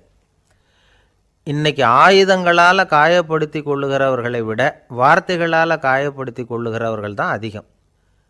பெரியவங்க என்ன சொல்கிறாங்க தெரியுமா? நீங்கள் இந்த பூமியில் பிறந்ததன் அர்த்தம் பூர்த்தி ஆகணும்னா அடுத்தவங்களுக்கு உதவி பண்ணுங்க. அடுத்தவங்களுக்கு உதவி செய்ய முடியாவிட்டால் கூட பரவாயில்லை, ஆனால் யாரையும் புண்படுத்தி விடாதீங்க அப்படின்னு சொல்கிறாங்க. எனக்கு தெரிஞ்ச ஒருத்தர் ஒரு அலுவலகத்தில் வேலை பார்க்குறார். அவர் சொல்லுவார், எனக்கு இந்த இன்டர் பர்சனல் ஸ்கில் ரொம்ப அதிகம் சார். சக ஊழியர்கள்கிட்ட ரொம்ப சுமூகமாக நடந்துக்குவேன். என் கூட வேலை பார்க்குற ஒருத்தருக்கு ஏதாவது ஒரு கஷ்டம்னா அந்த சமயத்தில் அவர் செய்ய வேண்டிய வேலையை நான் செஞ்சுருவேன் சார் அப்படிம்பார். நான் அவர்கிட்ட சமீபத்தில் அப்படி ஏதாவது செஞ்சுருக்கீங்களா அப்படின்னு கேட்டேன். செஞ்சுருக்கேன் சார். போன வாரம் புதன்கிழமை ஆஃபீஸில் என் பக்கத்து சீட்டுக்காரருக்கு வயிற்று வலி. உடனே நான் மெடிக்கல் லீவ் போட்டுவிட்டு எங்கள் வீட்டுக்கு போயிட்டேன் சார் அப்படின்னார். ஒரு அம்மா தெருவில் உட்காந்து என்னத்தையோ தேடிட்டு இருக்கிறாங்க. அந்த அம்மா ஒரு சூஃபி ஞானி. அவங்க பேர் என்னென்னா ரபியா அல் அடாவியா. அந்த அம்மாவுக்கு கண் கூட தெளிவாக தெரியாது. அந்த பக்கமாக வந்த சில பேர் இவங்களுக்கு உதவி செய்கிறதுக்காக வந்தாங்க. என்ன தேடிட்டு இருக்கிறீங்க அப்படின்னு கேட்டாங்க. இதுக்கு அந்த அம்மா, அந்த கேள்வி அவ்வளோ முக்கியத்துவம் இல்லை, நான் தேடிட்டு இருக்கிறேன், உங்களால் முடிஞ்சால் எனக்கு உதவி பண்ணலாம் அப்படின்னாங்களாம். உதவி செய்ய வந்தவங்களுக்கு ஆச்சரியம். எதை தேடுறோங்கிறது தெரியாமல் இப்படி ஏன் நேரத்தை செலவழிக்கிறீங்க? நாங்கள் எப்படி உங்களுக்கு உதவ முடியும்? எங்களுக்கு ஒன்றும் புரியலையே அப்படின்ட்டுருக்காங்க. சரி, உங்களை திருப்தி பண்ணுறதுக்காக சொல்கிறேன். ஒரு குண்டூசி தொலைஞ்சி போச்சு, அதை தேடுறேன் அப்படின்னாங்களாம் அந்த அம்மா. அதுக்கப்புறம் இவங்களும் சேர்ந்து தேட ஆரம்பிச்சிட்டாங்க. கொஞ்ச நேரம் ஆச்சு, ஒன்றும் கிடைக்கல. உதவி செய்ய வந்தவங்களும் அழுத்து போட்டாங்க. அப்புறம் கேட்டாங்க, இதை பாருங்கம்மா, இது ரொம்பவும் பெரிய தெரு, அகலமான தெரு. அதனால் குறிப்பாக நீங்கள் எந்த இடத்துல அந்த குண்டூசியை தொலைச்சிங்க அதை சொல்ல முடியுமான்னாங்களாம். இதுக்கு அந்த அம்மா, நீங்கள் மறுபடியும் அர்த்தமில்லாத கேள்வியை கேட்குறீங்க, உங்கள் கேள்விக்கும் நான் தேடுறதுக்கும் என்ன சம்மந்தம்னாங்களாம். இதை கேட்டதும் அவங்க ஒரு மாதிரி ஆகிட்டாங்க. என்னம்மா நீங்கள் பைத்தியம் மாதிரி பேசுகிறீங்க அப்படின்னாங்களாம்.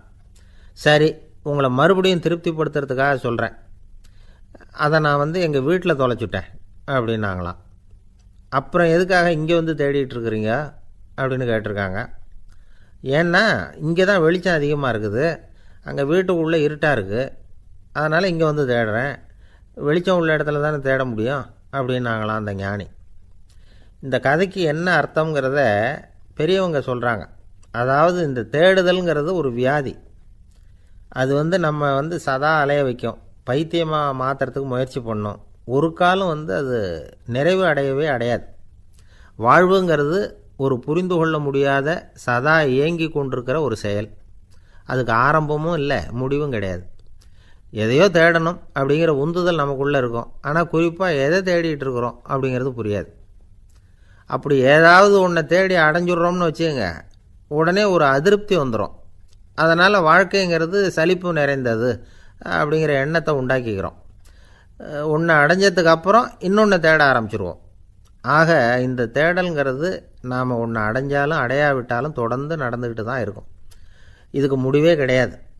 இந்த உண்மையை நாம் நல்லா புரிஞ்சுக்கணும் அப்படிங்கிறது பெரியவங்களுடைய கருத்து. ஏழையும் தேடுறான், பணக்காரனும் தேடுறான், நோயாளியும் தேடுறான், நோய் இல்லாதவனும் தேடுறான், அதிகாரம் உள்ளவனும் தேடுறான், அதிகாரம் இல்லாதவனும் தேடுறான், முட்டாளும் தேடுறான், அறிவாளியும் தேடுறான். ஆனால் யாரும் இதை தான் தேடி சாதிக்க போகிறோம், இதுதான் முடிவு அப்படின்னு திட்டவட்டமாக சொன்னதில்லை. ஒன்று அடைஞ்சதும் இன்னொன்று தேட ஆரம்பிச்சிடுறாங்க, அவ்வளோதான். அதாவது உங்களின் தேடுபவர் உங்கள் உள்ளே தான் இருக்கிறார், அவரை தேடி கண்டுபிடியுங்கள். இதுதான் ஞானிகள் நமக்கு சொல்லுகிற ஒரு ஆலோசனை. நம்மால் ஒருத்தன் ஜெயிலில் இருந்தான். இன்னொரு கைதி அவனை பார்த்து கேட்டான், ஏன்பா உன்னை பார்க்குறதுக்கு வெளியிலேருந்து யாருமே இங்கே வர்றது இல்லையே, உனக்கு சொந்தக்காரங்களே கிடையாதா அப்படின்னு கேட்டானான். ஏன் இல்லை, எனக்கு சொந்தக்காரங்க நிறைய பேர் உண்டு, அவங்க என்னை பார்க்க வராததுக்கு காரணம் வேற அப்படின்ட்டுருக்கான் இவன். என்ன காரணம்னு கேட்டான் அவன். அதுக்கு இவன் சொன்னானான், அதுக்கு என்ன காரணம்னா அவங்க எல்லாரும் இங்கே உள்ளேயே இருக்கிறாங்க அப்படின்னானா. ஒரு சீன தேசத்து அரசர் இருந்தார். அவருக்கு வயசாயிட்டுது. அவருக்கு அடுத்தபடியாக அவருடைய புள்ள பட்டத்துக்கு வரணும், ஆட்சி பொறுப்பை ஏற்றுக்கணும். ஒரு நல்ல தலைவனுக்கு இருக்க வேண்டிய பண்புகள்லாம் தன்னுடைய மகனுக்கு இருக்கணும்னு விரும்பினார் அந்த அரசர். அதனால் இளவரசனை பக்கத்தில் இருந்த ஒரு குரு கிட்ட அனுப்புனார். இளவரசன் அவர்கிட்ட போய் சேர்ந்தான். அந்த குரு என்ன பண்ணார் தெரியுமா, இவனை பார்த்து சொன்னார், இதை பாருப்பா, நீ என்ன பண்ணுற, இப்போவே பக்கத்தில் இருக்கிற காட்டுக்கு போ, நடுக்காட்டில் போய் ஒரு இடத்துல உட்காந்துக்கோ, அங்கே என்னென்ன சத்தம்லாம் உன் காதில் விழுதுன்னு கவனித்து கேளு, உன் காதில் விழுந்த ஓசைகள் என்னென்னங்கிறத என்கிட்ட வந்து சொல்லு, அதுதான் எனக்கு தெரியணும், உனக்கு வேலையும் அதுதான் அப்படின்னு சொல்லி அனுப்பி வச்சுட்டார். இளவரசன் காட்டுக்கு போனான். குரு சொன்னபடியே ஒரு இடத்துல உட்காந்து கவனித்து கேட்டான். அதுக்கப்புறம் குருக்கிட்ட திரும்பி வந்தான்.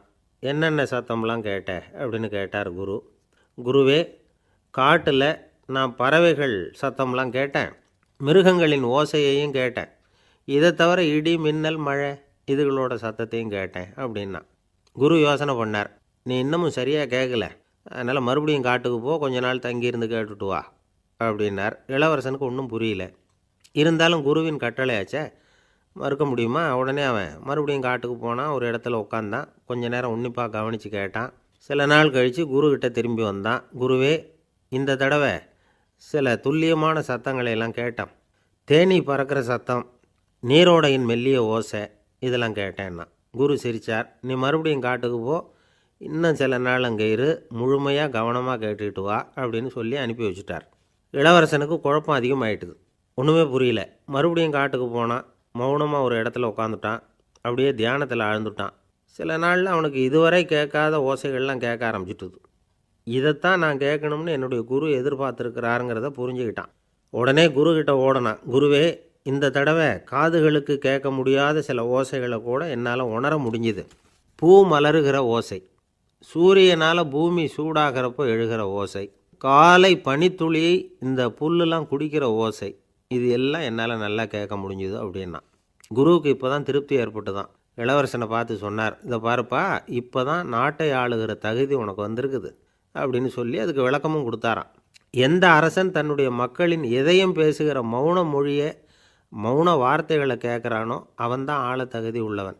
எந்த அரசன் தன்னுடைய மக்களின் உணர்ச்சிகளை உண்மையாக உணர்றானோ அவன்தான் முதன்மையான அரசன். போலி வார்த்தைகளை மட்டும் கேட்டுட்டு பல மௌன ராகங்களை காதில் வாங்கிக்காத